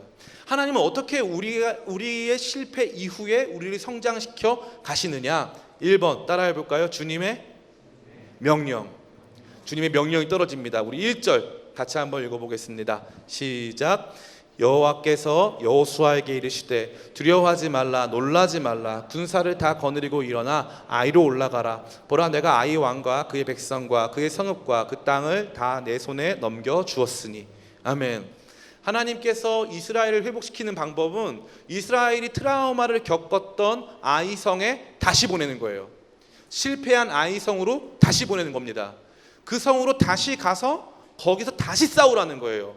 참 우리가 보기엔 하나님 못됐죠. 그냥 아이성은 실패했으니까 그거는 두고 다른 성부터 점령한 다음에 마음의 상처 치료받으면 다시 아이성 점령하게 하시면 참 좋잖아요. 그건 우리 생각이에요. 그건 애기들 생각이에요. 하나님 그렇게 하지 않으세요. 너 일어나서 이제 아이성 다시 공격해. 할 수 있어. 괜찮아. 할 수 있어. 다시 일어나. 야 울고 있지 말고 일어나. 괜찮아. 다시 일어나. 하나님께서 다시 공격하게 하시는 거예요. 다시. 그때 어떻게 하십니까? 하나님은 그냥 그들 가운데 있는 그 상태를 직면시켜 주세요. 어떤 상태죠? 1절 말씀. 여호와께서 여호수아에게 이르시되 두려워하지 말라 놀라지 말라. 두려워하지 마. 두려워하지 말라는 건 뭐예요? 앞으로 지금 이루어지지 않을 일에 대해서 미리 애써서 예상하고 넘어져 있지 말라는 거예요. 놀라지 말라는요, 큰 일이 벌어질 거니까 마음 놀라지 마라고 준비시켜 주시는 거예요. 이 굉장히 중요한 차원이에요. 하나님께서 말씀하시는 거예요. 하나님의 명령은 그냥 이루어지는 게 아니에요. 두려워하지 마. 괜찮아. 놀라지 마. 무슨 일이 벌어져도 크게 놀랄 필요 없어. 아주 크게 무너지지는 않을 거야. 큰 어려움은 없을 거야. 그들의 마음을 안심시키시면서 하나님께서 다시 명령하셔서 다시 도전하게 하시는 거예요. 앞서 말씀드렸던 나락간다. 여러분 따라해 볼까요? 크리스찬은 기본적으로 나락엔 가지 않습니다. 우리는 두 군데를 가지 않아요. 극락과 나락은 기독교적 공간이 아니에요. 그래서 가고 싶어도 그쪽은 못 가. 우리가 천국 아니면 지옥을 가는데 나락이나 그 극락은 잘 못 갑니다. 그쪽 가려면 다른 데 가셔야 돼요, 여러분. 저쪽 조계종 쪽으로 가셔야지 그쪽 가는 거지. 우리는 그쪽 못 갑니다. 가고 싶잖아, 우리도. 나락 가고 싶다, 그죠? 근데 못 가. 극락 가고 싶다, 못 가. 우리는 천국 아니면 지옥이니까 어차피 못 가는 데예요. 여러분 인생 망하지 않아요. 아멘? 나 인생 망할 것 같다. 이미 망했다. 이번 생은 이 생 망이다. 손 들어봐요. 없나요? 따라해 볼까요? 나는 결코 망하지 않는다. 여러분, 제가 여러분 세뇌시켜 드리려고 하는 게 아니에요. 제가 이걸 몰랐어요. 어렸을 때 야, 너 몇 살에 뭐 못하면 너 망하는 거야. 너 이런 대학 못 가면 망하는 거야. 너 이런 직장 못 가면 망하는 거야. 너 이거 안 되면 너 끝나는 거야. 저 그렇게 배우고 살았어요. 근데 대학교를 29살에 갔네. 그 다음에 모든 게 다 뒤처지거나 다 안 됐어. 나는 벌써 망했어야 되잖아. 근데 제가 언젠가 제 일기장에다 썼어요. 최근에 나는 멋있고 근사한 사람으로 성장하는 데 성공했다고 썼어요. 제가 삶을 지나 보니까 실수 많고 어려움 많았지만 망한 거 아니더라고요. 여러분 중에 저 망했다고 생각하는 사람 있어요? 네가 뭔데 날 망했다고 생각해. 너도 망했다. 저 망하지 않았어요. 끝나지 않았다고. 왜 망했다고 생각해? 왜 여러분 인생은 이미 다 여러분이 재단해 버렸어? 여러분 인생 여러분 거예요? 아니에요. 태어나게 하신 분도 하나님이시고 여러분의 코끝에서 호흡을 가져가실 분도 하나님이세요. 왜 다 끝났다고 생각하고 다 망했다고 생각하고 이거 아니면 안 된다고 저거 아니면 안 된다고 생각하세요? 왜 그런 바보 멍청이 같은 생각이 여러분과 가득한데 그것을 방치하시냐고요. 하나님은요, 아이성에서 망한 이스라엘 다시 일어나라는 거예요. 할 수 있다. 다시 도전하라는 거예요. 다시 도전한다. 이게 제일 아름다운 거예요. 내가 넘어지나 아주 엎드러지지 않으면 주의 손이 나를 붙잡고 계심이라. 아멘. 넘어지지만 나 아주 엎드러지지 않는다. 안 끝났다. 하나님 말씀하시는 거예요. 두려워하지 마. 아이성 두려워하지 마. 여러분 보세요. 여리고성 두려워하지 마는 이해가 되잖아요. 난공불락의 성, 그 유명한 여리고. 근데 사람이 무서워지면요, 이 작은 아이성도 두려워지는 거예요. 한 번 실패하면 작은 아이성도 두려워지는 거예요. 저는 어렸을 때 머리가 굉장히 컸어요. 머리가 너무 커가지고 여러분 진짜 안 믿겠지만 요 정도 높이에서, 왜 어릴 때는 높은 데서 뛰어내리는 게 되게 용기 있는 행동이잖아요. 그래서 요 정도 높이에서 뛰어내리면은 늘 머리부터 떨어지는 거예요. 제가 믿어지시나요? 전 늘 그랬어요. 어떻게 떨어졌길래 여기서 뛰어내리는데 머리 떨어져. 한 번은 친구들이랑 용기를 내서 이 정도까지 올라갔어요. 이 정도까지. 어린애가 7살 때 올라갔어. 그때 이제 나는 생각했지. 나는 이제 많이 장성했으니까 더 이상 머리부터 떨어지지 않을 거야. 여기부터 올라갔더니 또 머리부터 떨어진 거예요. 그럼 제가 트라우마가 있을까 없을까? 제 트라우마엔 관심 없어요? 저한테는 뛰는 거에 대한 엄청난 트라우마가 있는 거예요. 그래서 뛰기를 못 하겠더라고. 근데 시간이 지나니까 이것도 극복이 돼요. 하나님께서는 저와 여러분들을 그 자리에 다시 또 올리세요. 또 올리고 또 올리고 또 올리세요. 그래서 훈련시키고 또 훈련시키셔서 다시 그 전투를 감당하게 하는 거예요. 그래서 하나님의 역사에는 언제나 다시가 있어요. 다시 그곳으로, 너가 트라우마 겪은 그곳으로, 네가 힘들었던 그 자리로 다시 올라가. 하나님은 여러분을 겁쟁이로 만드시는 분이 아니라 다시 성장하게 하신 하나님이에요. 아무리 초라한 나 자신이 아무리 작아지는 위치를 할지라도, 아무리 많은 트라우마를 경험했던 곳이라 할지라도 다시 거기에서부터 시작하는 것인 줄을 믿습니다. 하나님께서는 다시 여러분에게 명령하셔서 그 싸움 싸우게 하실 줄을 믿습니다. 아멘. 두 번째, 하나님께서 어떤 것을 하시냐면, 따라해 볼까요? 작전을 주신다. 네, 하나님이 작전을 주세요. 2절 말씀 같이 읽습니다. 시작. 너는 여리고와 그 왕에게 행한 것 같이 아이와 그 왕에게 행하되 오직 거기서 탈취할 물건과 가축은 스스로 가지라. 너는 아이성 뒤에 복병을 둘지니라 하시니. 아멘. 이 하나님의 작전, 하나님의 계획은요, 하나님께서 스스로 내가 이기게 할 테니까 너는 가만히 보고만 있어 라고 하시는 부분이 아니에요. 때때로 우리의 삶 속에 결정적인 순간에 하나님께서는 우리한테 가만히 있을 것을 요청하세요. 그런데 어떤 부분, 그 외에 다른 시간에는 하나님께서 방법을 제시하시거나 하나님께서 과정과 절차를 우리 가운데 밟으라고 말씀을 하신다는 거예요. 참 재밌어요. 그래서 어떤 작전을 주셨습니까? 2절에 보니까 복병 작전을 주셨어요. 복병 작전. 하나님의 큰 전술은 복병 전술이었어요. 그리고 그 뒤에 세부적으로 자리 잡은 이스라엘 백성들에게 주시는 동기부여의 작전이 있었어요. 그게 뭡니까? 2절 말씀 보니까 거기서 탈취할 물건과 가축은 스스로 가지라 라고 되어 있어요. 재밌죠? 하나님의 작전은 두 방향으로 이루어지는 거예요. 하나는 적진을 탈취할 수 있는 효과적인 공격 전술로서의 작전이 제시됐어요. 다른 하나는 이 전투에 참여하는 사람들의 사기를 진작하고 그들이 이 전투에 참여해야 할 충분한 동기와 목적을 갖도록 하는 이 탈취물 작전을 양쪽 모두, 다시 말해 이스라엘 백성이 싸워야 하는 방법과 이스라엘 백성들 마음 가운데 주셨다 이 말이에요. 하나님은, 따라해 볼까요? 하나님은 나보다 나를 더 잘하신다. 그래서 내가 언제 움직일 수 있는지, 어떻게 하면 내가 동기부여가 되는지, 어떻게 하면 최소한 이 작전에서 이길 수 있는지를 하나님께서 저와 여러분에게 부여해 주신다는 거죠. 이게 참 재밌어요. 그래서 오늘 이 말씀은요, 하나님이 지시하신 전투 전략 작전 중에 거의 유일합니다. 복병 작전을 사용해라. 복병 작전을 사용해라. 그래서 하나님께서 그들을 이끌어 가시는 거예요. 하나님께서 이런 방식을 사용해라. 우리는 하나님의 전술, 하나님의 전략에 대해서 무지하거나 그것을 무시할 때가 있어요. 우리는 너무 낭만적인 시대에 삽니다. 전쟁이 우리나라가 직접적인 전쟁을 겪지 않은 지 꽤 오래된 상황이다 보니까 이 서로가 생존을 향해서 서로 각축하고 서로 싸우는 환경에 노출돼 본 적이 거의 없어요. 그래서 그냥 약간 온순한 양처럼 살아가는데 익숙합니다. 그러다 보니까 이 전쟁의 이야기가 깊이 와닿지 않는 거죠. 근데 하나님께서는요, 정말 절체절명의 순간에 놓여져서 생사를 다투고 있는 그런 상황 속에서 전술을 지시하세요. 복병 전술입니다.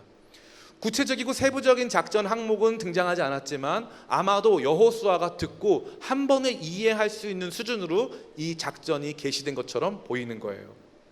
구체적인 상황과 환경이 제시되고 우리가 도달할 수 있는 방법이 제시됐다는 것입니다. 이스라엘 백성들에게 다시 한번 똑같은 트라우마를 겪기 위해서 다시 한번 성벽으로 돌진하라는 것이 아니라 이제는 뒤에 매복하고 그들을 유인해내고 그래서 그들과 전투하고 다시 그 성을 탈취한 후에 그들을 중간에서 모두 다 한 번에 제압하는 그러한 방법을 제시하신 것이죠. 우리 하나님은 따라해볼까요? 하나님은 지혜의 하나님. 하나님이 저와 여러분을 통해서 일하실 때는 가만히 있어 내가 다 해줄게라고 하지 않으신다는 겁니다. 혹시 여러분들 가운데 연애하고 싶다, 가을이 되니까 쓸쓸하다, 이런 지체들 계십니까? 근데 그런 친구들이 늘 하는 말 있죠. 누구 소개시켜 줄까? 그러면은 뭐라 그래요? 목사님 저 자만추입니다. 저는 그런 친구들한테 굉장히 자만하고 있다라고 어떻게 평가를 합니다. 저는 어떤 전략 없이 자연스럽게 만날 수 있을 것 같아요. 그럴 수 있을 것 같죠? 그렇지 않아요. 하나님께서는 저와 여러분에게 무엇을 허락하셨습니까? 크리스찬 데이트 어플리케이션을 허락하셨어요. 그죠? 하나님께서는 저와 여러분에게 지혜를 주시고 우리가 다른 이성에게 좋은 사람으로 호감을 가질 수 있을 만한 모습으로 우리 자신을 준비할 수 있도록 하나님께서 함께 하신 거예요. 만약에 형제가 있는데 이성 친구를 만나고 싶은데 안 씻어. 이성 친구를 만나고 싶은데 패션에 관심이 없어. 이성 친구를 만나고 싶은데 뭐 갤러리 같은 데 들어가서 그것만 보고 있어. 그러면 그 친구가 이성 친구를 만날 수 있을까 없을까? 창으면 가능. 그 외에는 불가능해요. 하나님이 어떻게 하시는 거예요? 그 친구한테 씻어라 말씀하시는 거예요. 좀 씻어라, 너 냄새 나더라. 관리 들어가라, 너 그런 게 문제가 있더라. 하나님께서 그런 말씀 주실 수 있어요 없어요? 있다는 거예요. 목사님 구체적으로 주시나요? 매복작전이다, 그런 뜻은 아니에요. 하나님께서 기도 가운데서 감동을 주세요. 감동을. 저는 예전에 어떤 타입이었냐면은 저는 오직 말씀파였어요.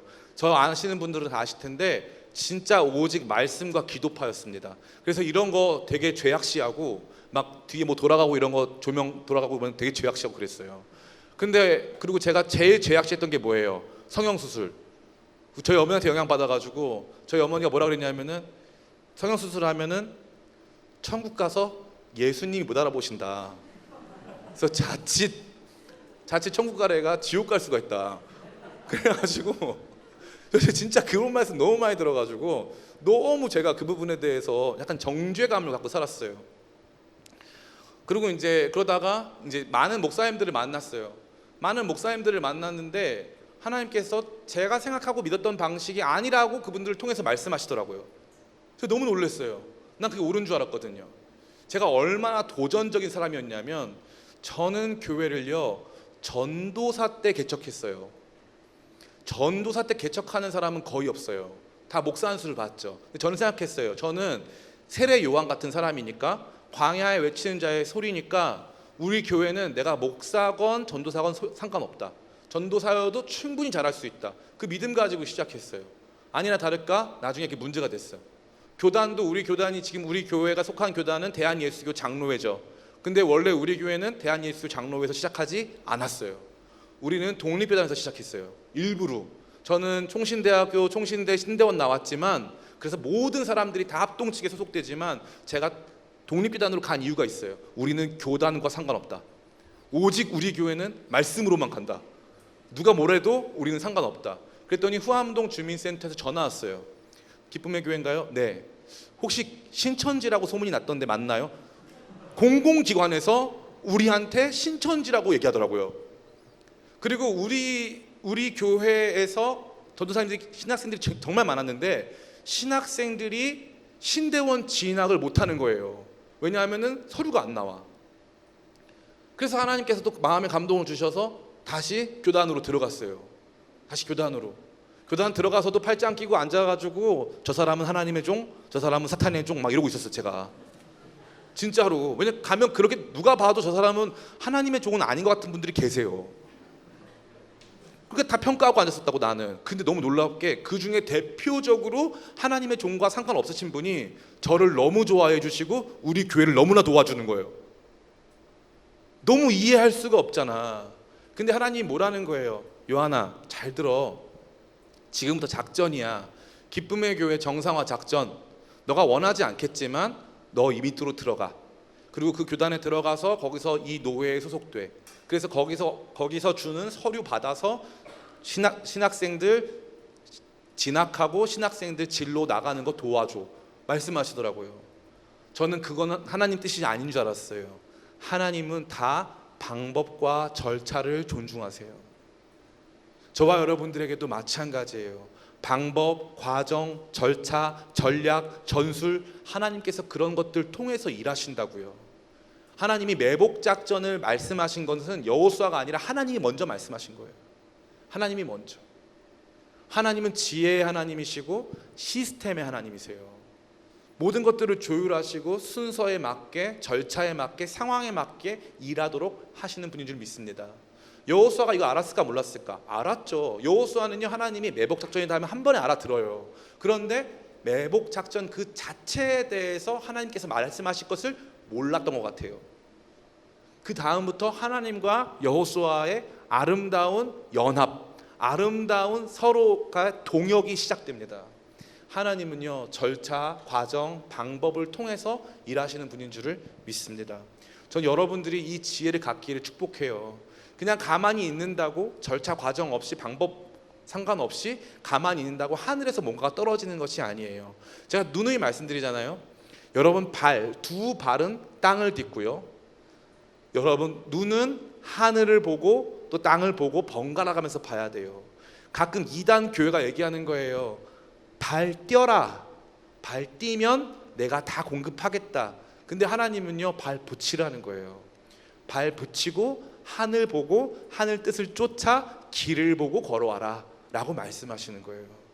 진정한 기독교 신앙은요 발 띄고 직장 안 다니고 막 가는 게 아니에요. 목사님 제가 항의할 게 있어요. 목사님이 분명히 퇴사하라 그랬잖아요. 발 띄라 그랬잖아요. 이단 같은 양반아. 맞아요. 그때 제가 여러분한테 왜 자꾸 퇴사하라고 했냐면요, 여러분이 발도 땅을 뒤졌는데 눈도 땅만 보고 있는 것 같아서, 발도 땅을 뒤졌는데 눈도 땅만 보는 것 같아서 하늘도 한번 보라고 말씀드린 거예요. 하늘도 한번 보라고. 이 균형이 필요한 거예요. 땅과 하늘의 균형. 하나님께서는 지금 하나님의 초자연적인 역사를 매복 작전이라고 하는 통상적이고 일반적인 작전에 투영하고 계세요. 하나님의 역사를 여러분의 직장이라고 하는 현장, 여러분 가정이라고 하는 삶의 현장 속에서 투영하고 계십니다. 그래서 하나님 백성의 성장은 하나님 나라 역사를 현장에서 지혜 가운데 깊은 연구와 훈련과 체험 가운데서 성취해가는 것을 경험하는 거예요. 여러분의 공부와 여러분의 체험과 여러분의 모든 것들이 하나님께서 쓰시는 도구가 되는 것을 발견하는 것이죠. 저는 여러분들이 하나님의 작전 명령 들으시기를 축복합니다. 하나님의 작전 명령 들어서 하나님께서 원하시는 일들을 함께 감당하게 되시길 축복해요. 특별히 저희 기쁨의 교회는 이 선교 기도를 해요. 이 선교 기도는 제가 이요한 목사가 그 전에 아주 뭐 어떻게 해서 배운 게 아니에요. 하나님께서 저한테 예배 시간마다 선교지와 우리가 하나라고 하는 사실을 이렇게 인식하면서 하는 기도가 있었으면 좋겠다, 마음에 감동을 주셨어요. 그래서 저는 이 시스템을 도입했고, 이것이 이제 시간이 지나면 지날수록 우리 교회에 어떻게 보면은 굉장히 중요한 트레이드 마크가 됐어요. 그래서 청년들도 처음에는 이게 무슨 말인지 이해를 못하다가 선교지에 같이 갔다 와서 여기서 매번 이걸 하니까 이제 그 지역도 익숙해지고, 그곳에 계신 선교사님도 익숙해지고, 그곳에서 하고 있는 사역도 익숙해져서 굉장히 우리 것으로 받아들이기 시작한 거죠. 하나님께서 그 작전을 저한테 주신 거예요. 그러고 나서 그 선교지를 통해서 우리 교회 온 사람들도 많고, 그 일들을 통해서 우리 교회가 여러 가지 일들을 하는 일에 동참하고 있는 지체들도 너무나도 많습니다. 하나님께서는 저와 여러분들을 승리 가운데 성장시키실 때 하나님의 지혜 속에서 나온 하나님의 작전을 수행케 하십니다. 마지막 세 번째요. 첫 번째 하나님의 말씀이 있다 그랬어요. 두 번째는 하나님의 작전, 하나님의 지혜가 있다 그랬습니다. 마지막 세 번째는요, 따라해 볼까요? 하나님께서 높여주시는 자존감. 하나님께서 높여주시는 자존감이 있어요. 성장시키실 때. 그때 어떻게 하냐면 같이 한번 말씀을 읽어보겠습니다. 우리 18절 말씀이에요. 같이 읽습니다. 시작. 여호와께서 여호수아에게 이르되 내 손에 잡은 단창을 들어 아이를 가리키라. 내가 이 성읍을 내 손에 넘겨주리라. 여호수아가 그의 손에 잡은 단창을 들어 그 성읍을 가리키니. 이 장면은 오늘 전투에 있어서 가장 극적으로 미화된 장면이라고 할 수 있어요. 왜 그럴까요? 전투는 일반적으로 좀 큰 규모로 이루어집니다. 물론 전투에 참여하는 당사자 한 사람 한 사람이 실존적인 문제로 굉장히 사적인 상황에서 이것을 맞닥뜨리게 되지만, 전투라고 하는 조금 더 큰 규모의 일들을 바라볼 때는 사람들이 죽어나가고 서로 이 창검이 부딪히는 둔탁한 소리가 울려 퍼지는 이 좀 큰 규모의 일이라고 할 수 있죠. 근데 하나님께서는 이 큰 규모의 일에 갑자기 조금 부자연스러운 행동을 취할 것을 요구하십니다. 그것은 바로 손에 있는 단창을 들어 아이를 가리키라. 약간 영웅적 행동 같아 보이지 않나요? 갑자기 멋있게 그냥 자 돌격할게요. 자 1조 돌격하겠습니다. 2조 돌격하겠습니다. 자 아이성 향해서 영차 갑시다. 이러면 될 거 아니에요. 자 1조 말 들으세요. 이러면 될 거 아니에요. 근데 갑자기 하나님께서 뭔가 퍼포먼스를 보여주라는 거예요. 누구한테? 여호수아에게. 퍼포먼스 내용은 뭐예요? 단창을 들고 아이를 가리키라. 야, 이거 멋있지 않아요? 탁 가르치면 사람들이 뭐지? 여기 보면은 외치라라는 말이 없어요. 그죠? 아이를 가리키라. 탁. 그다음에 뭐라고 되어 있습니까? 내가 이 성읍을 내 손에 넘겨주리라. 보세요. 여호수아의 손이에요? 이스라엘 백성의 손이에요? 우리가 봤을 때 이 승리는 공동체적인 것이고 국가적인 차원의 승리잖아요. 이것이 이 승리가 여호수아 한 사람에게 이 공로가 돌아가거나 이 승리의 유익이 돌아가서 안 되지 않겠습니까? 이것이 일반적인 현대 사회를 살아가는 우리의 사고방식이에요. 근데 하나님께서는 그렇게 말씀하지 않으세요. 여호수아 너의 승리야. 네가 이길 거야. 단창을 들고 너가 가르쳐. 여기서 멋있는 행동 하나 취하자. 팍. 이거 하라는 거예요. 이게 얼마나 재밌냐면요, 같이 한번 말씀을 읽겠습니다. 26절 말씀 같이 읽습니다. 시작. 아이 주민들을 진멸하여 바치기까지 여호수아가 단창을 잡아 든 손을 거두지 아니하였고. 그럼 이거 한 번 한 거예요? 계속하고 있던 거예요? 계속하고 있던 거예요. 대박 아니에요? 굉장히 프로파간다적인 성격을 띤 퍼포먼스 아닙니까? 자, 아이성으로 백성들은 막 싸우고 있는데 아이성으로 이거를 계속 하고 있는 거예요. 얼마나 유치해, 그죠? 하나님이 이러한 그 리더의 퍼포먼스가 없이도 승리할 수 있잖아요. 그런데 하나님께서 왜 여호수아에게 이거 하라고 했을까요?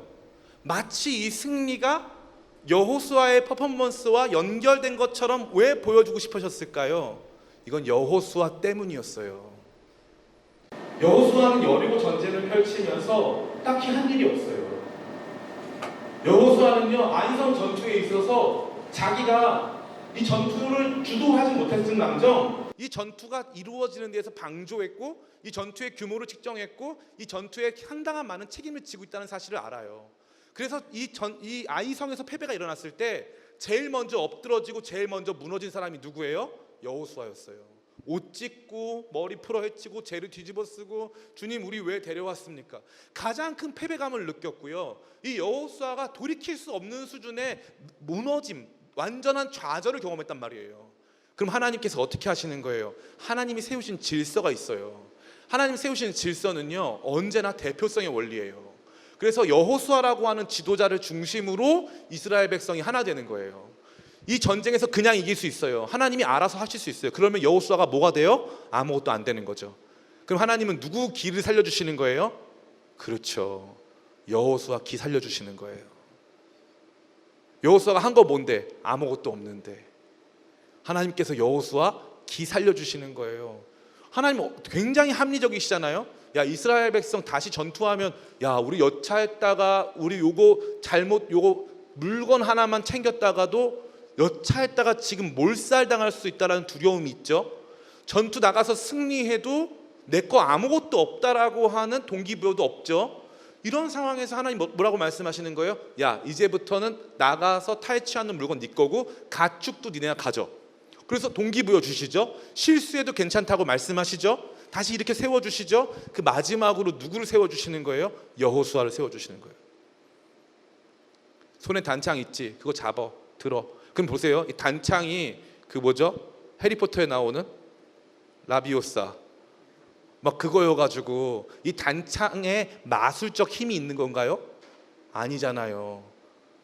단창에 마술적 힘이 있는 게 아니에요. 단창도 소용없고요. 이 퍼포먼스도 의미 없어요. 이것 때문에 승리한 거 아니에요. 그런데 여호수아는 하나님이 이거 하라고 했으니까 이것 때문에 승리하는 줄 알고 이거 못 내려놓겠는 거예요. 이 행동이 중요하다고 생각하면서 그러면 뭐예요? 이 행동을 하고 있는 누가 중요해요? 내가 중요한 거예요. 내가 이스라엘 백성의 승리를 위해 내가 넘어지면 안 되겠구나. 하나님이 하라고 하신 이거 계속 해야 되겠구나. 주님께 물어보고 싶었을 거예요. 주님 이거 언제까지 해야 돼요?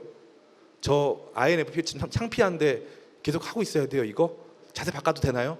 안 돼요? 말씀이 없으시니까 못 내리겠는 거야. 계속 이거 하고 있는 거예요. 이거 하는 동안 백성들은 뭘 보는 거예요? 백성들은 우리를 위해서 힘있게 저 아이성을 향해 단창을 들고 있는 여호수아의 모습을 아름답고 위대하게 바라봐주고 있는 거예요. 그때 여호수아가 느꼈을 감정은 뭘까요? 내가 대단한 일을 하진 않지만 내가 하는 일에 의미가 있구나. 나를 통해서 이 승리가 어느 정도 이루어지고 있는 거구나. 무너진 그의 마음이 회복됐을 거예요. 하나님의 명령 우리로 시작하게 하는 출발점이에요. 하나님의 작전 우리가 할 수 있는 본론에 해당해요. 그래서 그 작전이 기가 막히게 성취될 거예요. 하나님 우리보다 지혜로우신 줄 믿습니다. 그런데 하나님의 명령이 있고 하나님의 작전이 있다 할지라도 실패와 좌절, 낭망 속에 무너져 있다면 하나님의 작전도 수동적으로 수행하고 하나님의 명령 앞에서도 우리는 충분히 기뻐할 수 없을 거예요. 여호수아도 마찬가지였을 거예요. 충분히 기뻐할 수 없었을 거예요. 그런데 하나님께서 여호수아의 가치를 드높이시고 여호수아가 이스라엘 백성들 가운데 굉장히 중요한 사람이라고 하는 것을 인식시키시면서 그를 다시 한번 힘있게 하십니다. 여호수아의 일어섬이 이스라엘 백성 전체의 사기가 진작되고 그들이 승리를 거둘 수 있는 중요한 전환점이 된다라는 거죠. 이것은 단순히 우리 공동체 안에 있는 리더들에 대한 이야기를 넘어서서 하나님께서 여러분 각자에게 주시는 말씀으로 해석하는 것이 보다 건강합니다.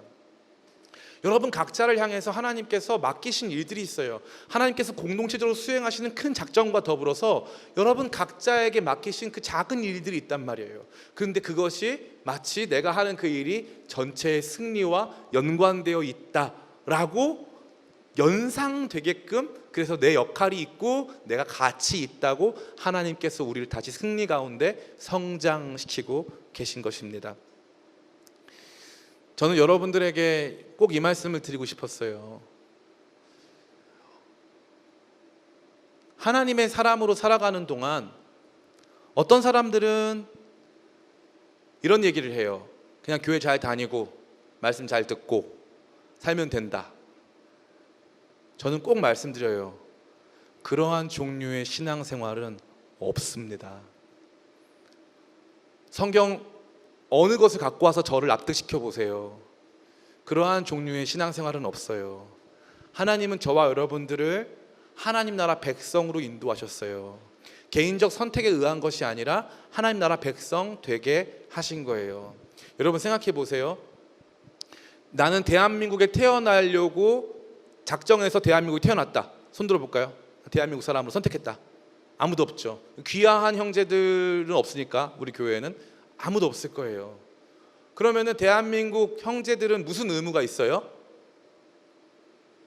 그렇죠. 말하고 싶지 않은 그 의무가 있죠. 국방의 의무가 있어요. 국방의 의무가 있는데 이거는 저는 누누이 주장하지만 이 국방의 의무는 이제 자매들도 함께 져야 된다라는 생각을 하고 있어요. 왜냐? 재밌거든. 나는 이제 끝났으니까 너무 재밌어. 그래서 다 같이 군대 얘기를 함께 할 수 있는 그런 날 오길 진짜 꿈꿔봅니다. 진짜 재밌잖아요. 형제들 인정합니까? 형제들 인정 안 하네요. 너무 재밌거든. 함께 다 같이 군대 갔으면 좋겠어요. 근데 이거 선택한다 생각하는 사람 많은데 선택 안 해요. 선택 못 합니다. 그럼 무슨 말이에요? 대한민국 남자로 태어나면 자동으로 입대가 정해진 것이고 전쟁이 나면은 자동으로 거기에 참전하게끔 되어 있는 거예요. 크리스찬이 된다는 건 눈 떠봤더니 예수로 나의 구주 삼고 성령과 피로 거듭나서 이 세상에서 내 영혼이 하늘의 영광을 누리는 상태가 됐는데 이게 나 혼자가 아니라 옆에 누구라도 능히 셀 수 없는 수많은 무리와 함께라는 걸 발견하는 거예요. 그리고 몰랐는데 내가 어느 부대에 소속이 돼가지고 그 일들을 함께 수행하고 있는 공동체성을 띠고 있다는 거죠. 이건 원하건 원하지 않건 우리 모두에게 자동적으로 부여되는 일입니다. 그런 일들을 수행하면서 많은 교회들이 패배주의에 빠져 있어요. 우리 교회는 안 될 거야. 우리 교회는 망했어. 우리 교회는 좋지 않아. 저는 그거 보면서 너무너무 제 마음이 아파요. 언젠가부터 한국 사회에 너무 비관적이고 너무 시니컬한 마음이 가득해. 다른 사람 깎아내는 것에 너무 행복해하는 거예요. 승리는 전혀 없고 패배만 있는 게 뭔가 거룩한 척하는 것 같아요. 최근에 로잔 대회라고 하는 국제 선교 대회가 있었거든요. 국제 선교 대회 가서 제가 너무 놀란 게 뭐냐면은 200개국에서 온 크리스찬들이 모여서 거기에서 막 찬양하고 예배하고 주님을 만나고 이러는데 우리 한국 청년들은 관심이 없어요. 한국에서 열렸는데. 거기서 서울 선언문이라고 해가지고 21세기 선교 선언문이 한국에서 제작됐거든요. 그게 14년마다 열리는 큰 행사예요. 근데 우리는 거기에 관심이 없어요. 그래서 다 어떤 상황인 줄 알아요? 개인적 패배주의에 살고 있어요. 너무 비참한 상태죠. 그래서 주님의 교회의 승리와 나의 행동이 무관한 거예요. 그래서 다 가난한 교회 성도 됐죠. 교회 안 나가. 많은 사람들이 얘기해요.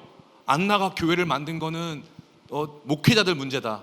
안 나가 성도 만든 거, 가난한 성도 만든 거. 아니에요. 목회자들 문제가 맞죠. 목회자들이 처음에 시작을 했어요. 그러나 미성숙한 성도들의 문제도 상당히 커요.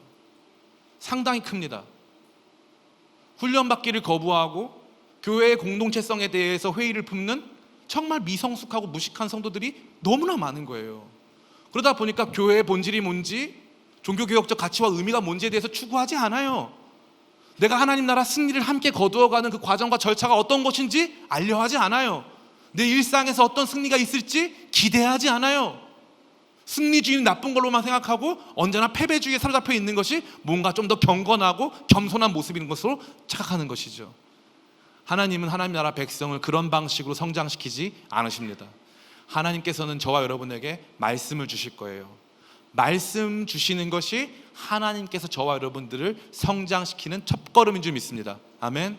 말씀 주실 거예요. 선교 가자, 같이 기도하자, 열방을 품자, 하나님 나라를 꿈꾸자, 그 말씀을 주실 거예요. 그게 여러분들한테 트라우마가 될 수 있어요. 저는요, 저희 어머니가 교회를 개척했어요. 고3 때부터 그 교회를 섬겼는데 20년 동안 개척교회 해봤어요. 여러분 개척교회 해봤어요? 저는 20년 동안 한 다음에 또 하고 있잖아요. 그러니까 얼마나 오랜 시간 동안 개척교회를 해봤어요. 개척교회는 조금도 행복하지 않습니다. 이상한 낭만주의 갖다 버리세요. 그런 교회 없어요. 없습니다. 개척교회는 행복할 수가 없어요. 구조적으로 불가능하고 사람들이 절대 그러한 종류의 교회가 아름답고 건강하게 쉽지가 않습니다. 쉽지가 않아요. 개척교회를 하면서 어머니랑 같이 하면서 너무 힘든 일이 많았어요. 너무 어려운 시간이 많았어. 그런데 하나님 나한테 다시 개척교회를 하라는 거예요. 나한테는 트라우마가 있는 건데 다시 그거 하라고 말씀하시더라고요. 그때 제 인생의 성장이 시작됐습니다. 하나님 말씀이 여러분을 성장시킬 줄을 믿습니다. 아멘.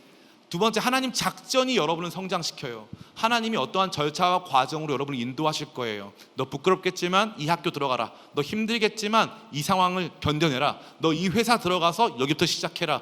하나님께서 주시는 감동과 하나님께서 열어놓으신 인도하심의 길 위에서 하나님의 작전을 만나게 돼요. 그러면 하나님의 작전 속에서 성장하는 우리의 첫 번째 출발점을 마주대하게 된다는 것입니다.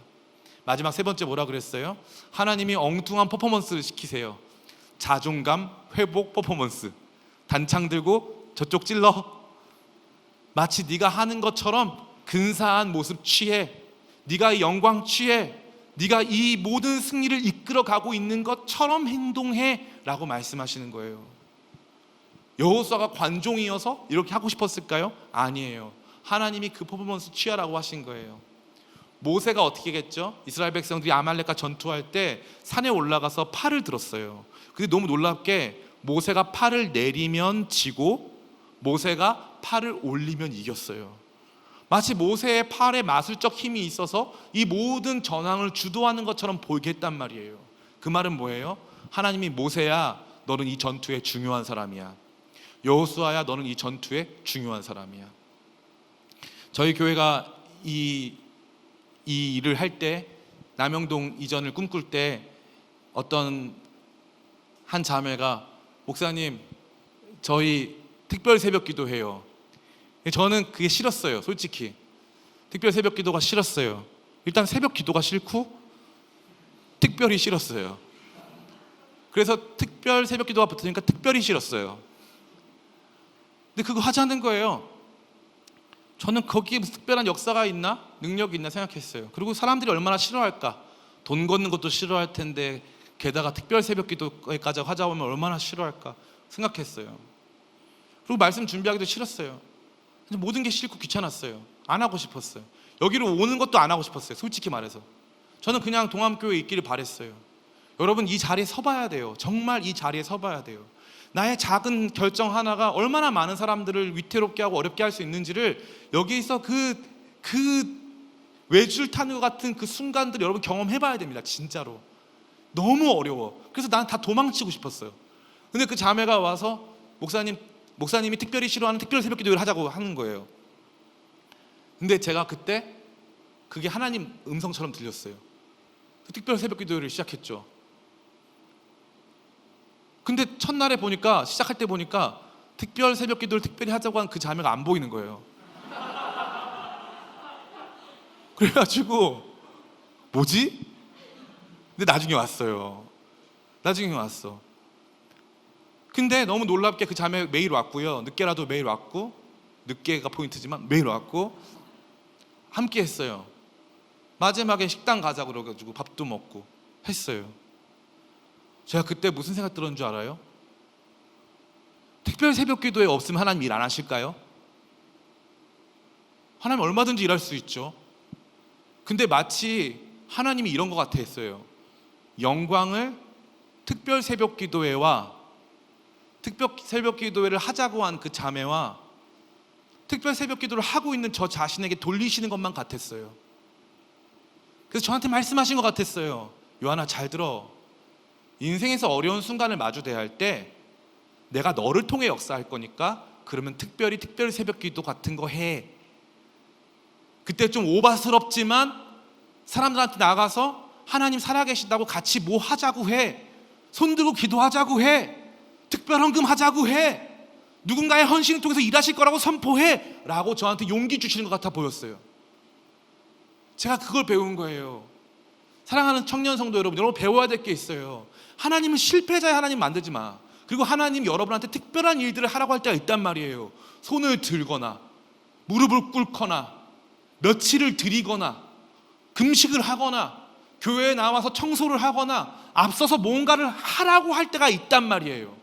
그러면 그 말씀에 순종해서 그 뒤에 이루어지는 승리가 마치 나의 것처럼 되게 만들어주시는 하나님의 자신감 상승 프로젝트에 탑승하시길 축복합니다. 그렇게 올라서기 시작하면서 성장이 이루어지는 거예요. 실패에 덜 민감해지고 다시 일어날 수 있는 회복 탄력성이 생기고 하나님 말씀 듣는 연습이 생기고 내가 그동안 연습했던 작전이 의미가 있구나를 판단하게 되고 나의 작은 행동과 작은 목소리가 사람들에게 영향을 줄 수 있다는 것을 경험하면서 진짜 하나님의 사람으로 성장해 나가는 것입니다.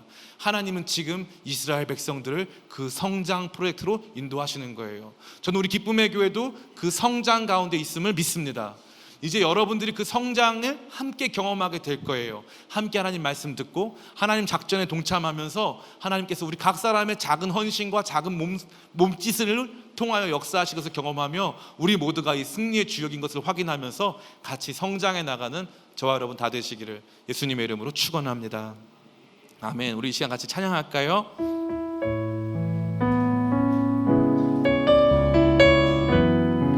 겁쟁이인 나 자신을 향해서 같이 좀 선포하면서 하나님께서 이끌어 가실 것을 의지하면서 같이 고백했으면 좋겠습니다. 주가 보이신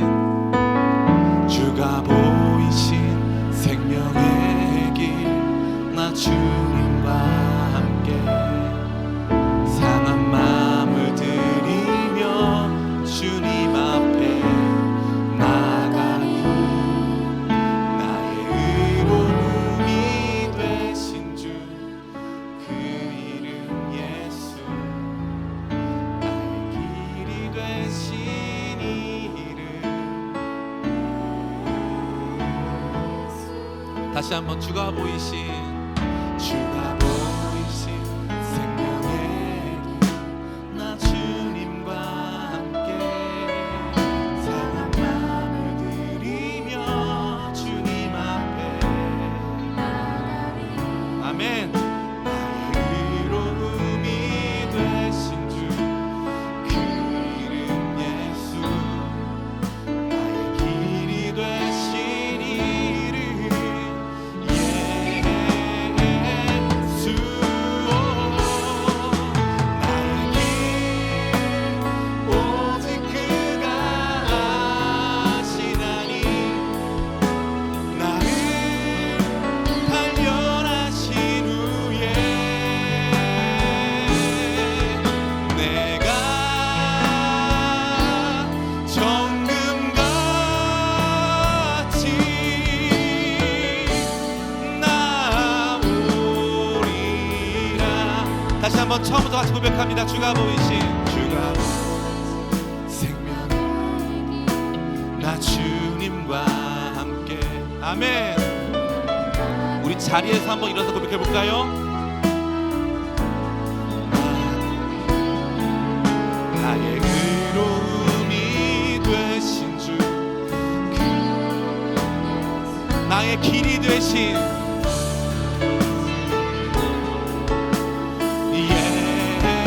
예수 나의 길 오직 그가 아시나니 나를 단련하신 후에 내가 정금같이 나오리. 다시 한번 마음으로 같이 고백합니다. 나의 길 오직 그가 나의 길 오직 아시나니 나를 단련하신 후에 내가 정금같이 우리 마지막으로 다시 한번 우리를 성장시키시는 주님을 향해 같이 고백하기를 원합니다. 나의 길 오직 아시나니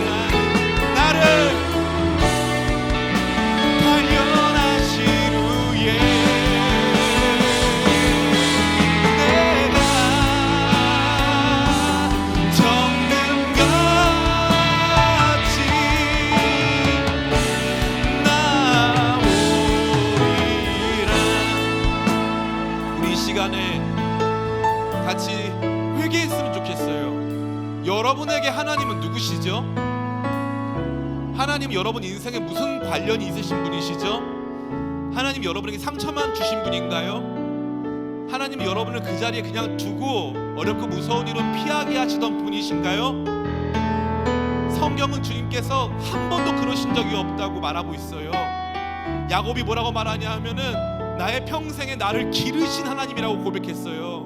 하나님은 여러분을 길러주세요. 실패와 낙담 속 여러분을 그저 그곳에 머물게 하지 않으시고 다시 일어나게 하시는 분이에요. 아멘. 다시 일어나게 해서 실패한 그 자리를 성공으로 바꾸실 때까지 하나님이 말씀하시고 하나님이 작전 주시고 하나님이 자신감 상승시키시면서 우리를 이끌어 가시는 분이신 줄을 믿습니다. 왜 여러분의 하나님이 그토록 작아요? 왜 여러분의 하나님은 실패의 하나님이에요? 하나님은 그러신 적이 없는데, 하나님은 승리하시는 분이신데, 하나님은 여러분의 작은 몸짓을 통해서 일하시는 분이신데, 우리가 이루어가는 승리와 여러분의 작은 헌신을 연결시키셔서 마치 작은 우리의 헌신으로 승리하는 것처럼 보여주시는 하나님이신데, 그래서 자신감 주시는 하나님이신데 왜 하나님을 작게 만들었습니까? 우리 이 시간 회개하길 원해요. 같이 회개하면서 주님, 나를 성장시키시는 주님의 손에 의지해서 용기 내서 두려워하지 말고 놀라지 말라. 너는 아이성을 향해 나가라. 내가 너와 함께 하겠다. 너 승리해라. 너 용기 내라. 주시는 그 말씀 앞에 순종하기를 원합니다. 나를 새롭게 하셔서 나를 성장시키시는 주님의 손에 내가 웃든 힘받는 내가 될 수 있도록 도와주시옵소서. 이러한 제목 가지고 주의 이름 한번 외치며 같이 기도하기를 원합니다. 우리 같이 기도합니다. 주여, 예, 주님 그렇습니다. 우리 사랑하는 청년들, 좌절과 낙심 속에서, 실패의 트라우마 속에서 아무것도 하지 못한 채 소극적으로 돌변하고 아버지 실수할까 두려워서 두려움에 떨고 있는 사람들이 있다면 오늘 이 말씀이 저들의 삶을 찾아가기를 원합니다. 그들에게 용기 주시고 함께 하시며 작전 주시고 명령하시는 아버지, 우리의 동기를 새롭게 하시는 주님을 발견하고 우리의 승리를 이끄시는 주님을 경험하기를 원합니다. 주여 함께하여 주시옵소서. 함께하여 주시옵소서. 할 수 있다고 말씀하여 주시옵소서. 작아진 나, 좌절한 나, 아파하고 있는 나에게 찾아오셔서 할 수 있다고 말씀하여 주시옵소서.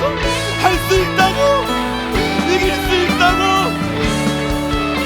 내가 너를 통해서 큰일을 이루겠다고, 끝나지 않았다고 말씀하여 주시옵소서.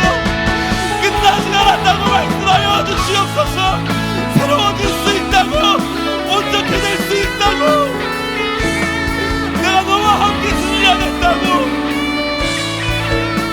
주여 말씀하여 주시옵소서. 우리 청년들의 마음과 삶이 새로워지도록 역사하여 주시옵소서.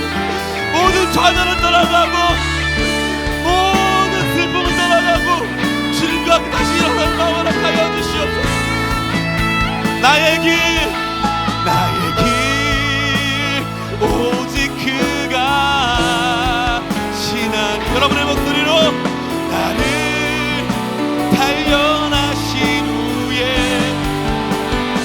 내가 정금같이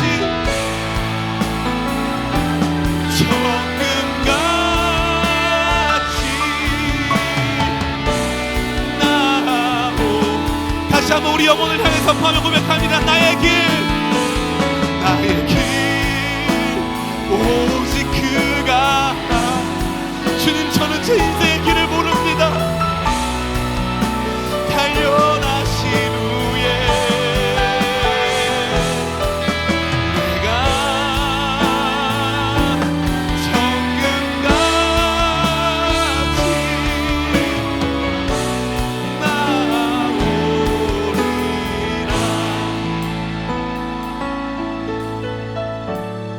주님이 어두워진 시대 속에 누구도 승리자가 아니라 모두가 패배자가 되고 모두가 피해자가 되어 있습니다.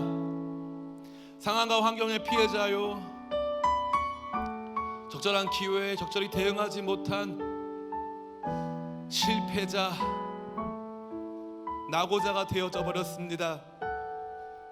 청년들 나이를 먹어갈수록 내 삶에 새로운 것은 없다고 스스로 낙담하며 하나님 믿어도 달라질 것은 없다고 얘기합니다. 치열한 일상 뒤로 넘어가 소소하게 자기만의 숨을 공간을 찾아내고 그곳에 안주하며 하나님의 말씀 듣기를 거부하고 있습니다. 주님과 함께 행진하며 하나님 나라의 일들을 꿈꿔도 모자랄 청년들이 가장 깊은 곳에 숨어 가장 처절한 눈물을 흘리며 사지가 묶여 결박당한 채 아무것도 안 하고 그 자리에 머물러 있습니다. 넘어질 것이 두려워 걸음마를 포기한 아이처럼 숨죽여 울고 있고 낙심하고 있는 수많은 청년들의 울부짖음이 이 시대 속에 가득합니다. 성경 속의 하나님은 그러한 우리에게 찾아오셔서 말씀하시는 하나님입니다. 소년이라도 넘어지고 장정이라도 자빠지되 오직 여호와를 앙망하는 자는 새 힘을 얻을 것이요 독수리 날개쳐 올라간 같이 올라갈 것이니 주님께서 말씀하신 줄을 믿습니다. 낙심되고 무너진 삶을 다시 일으켜 실패의 그 자리를 성공의 자리로 바꾸어 나가라고 주께서 말씀하십니다.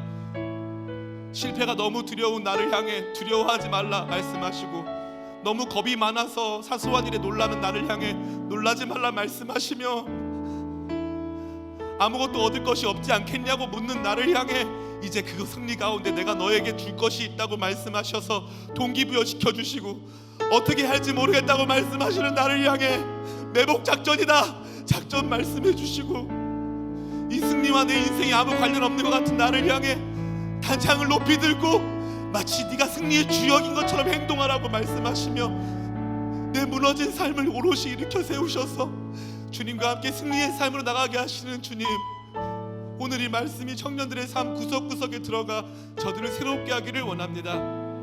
오랫동안 저들을 괴롭혀왔던 패배주의와 트라우마들과 상처들, 누군가를 향했던 원망들이 다 그쳐지게 도와주시고, 하나님 말씀 들음으로 말미암아 이제 해야 할 일이 있는 인생 되게 도와주시옵소서.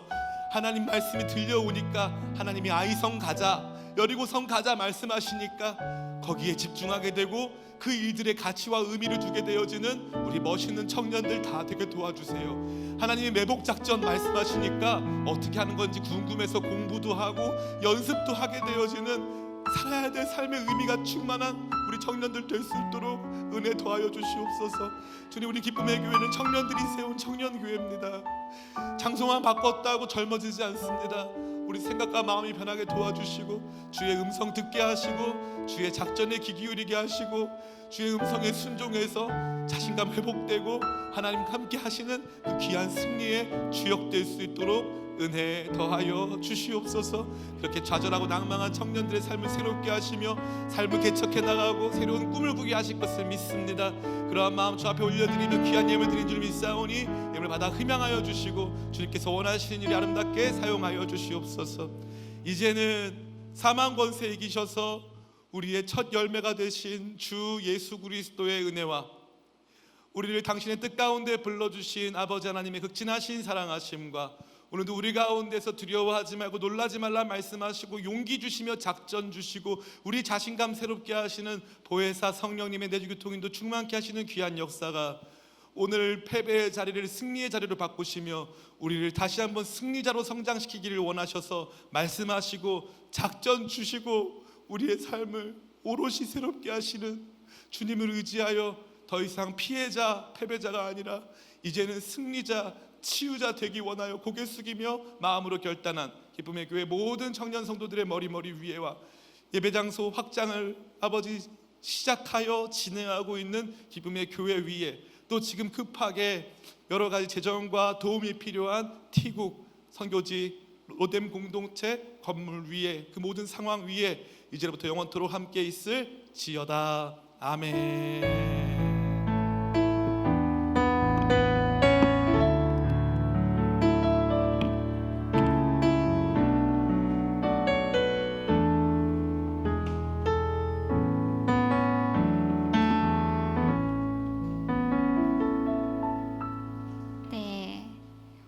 우리를 또 성장하게 하실 예수 주님께 영광의 박수 올려드리겠습니다. 또 제가 새로운 장소에서 이렇게 광고를 전해드리려 하니까 너무 떨리네요. 네, 광고 전해드리겠습니다. 첫 번째로 그 새로 오신 분들을 진심으로 환영합니다. 새로운 분들이 오셨다면 그 뒤에 김지연 목사님을 꼭 만나 주시길 바라겠습니다. 그리고 저번 주부터 저희는 남영동에서 계속해서 예배를 드리고 있는데요. 그 다음 주부터 앞으로도 계속 쭉 이 장소에서 예배 드릴 예정이니까 참고해 주시고 그 새로 계속해서 만들어지고 있는 이 공간을 위해 계속 기도해 주시고 또 함께 헌금으로 함께 해주시면 좋을 것 같습니다. 그리고 오전 예배 전후로 셔틀버스가 계속 다닌다고 합니다. 그래서 오전 예배 오셔서 셔틀버스 타고 이제 예배도 들으시고 하시면 좋을 것 같습니다. 그 주차도 이제 요 앞에 건물에 주차가 안 돼서 그 주보 참고하셔서 주차하시면 좋을 것 같고 그 카페 운영 봉사자도 계속해서 모집 중이니 많은 관심 부탁드리겠습니다. 그리고 주일 오전에 찬양팀을 모집한다고 합니다. 그 마음에 감동하시는 분들은 그 김지연 목사님께 꼭 연락 부탁드립니다. 그리고 요한 목사님께서 잠깐 언급해 주셨는데요. 오늘 그 포토데이라고 하는데요. 요 이벤트를 진행한다고 해요. 그래서 상품권을 주신다고 말씀 중간에 해주신 것 같은데 그 사진 많이 찍어주셔서 인스타나 카톡에 올려주시면 감사드리겠습니다. 계속해서 뜰 모임 장소 안내드리겠습니다. 그 후암동 기쁨의 교회에는 그 기천 목장 경민뜰, 지은뜰, 성민뜰, 대환뜰, 현범뜰이 이동해서 뜰 모임 진행해 주시면 되고 남영동 이 공간에서는 그 민주목장, 혜린뜰, 다한뜰, 재영뜰, 예광뜰, 소진뜰, 제식뜰 이렇게 진행해 주시면 됩니다. 그 뜰 모임에서도 많은 은혜 나누시고 다음 주에 뵙겠습니다, 여러분. 안녕.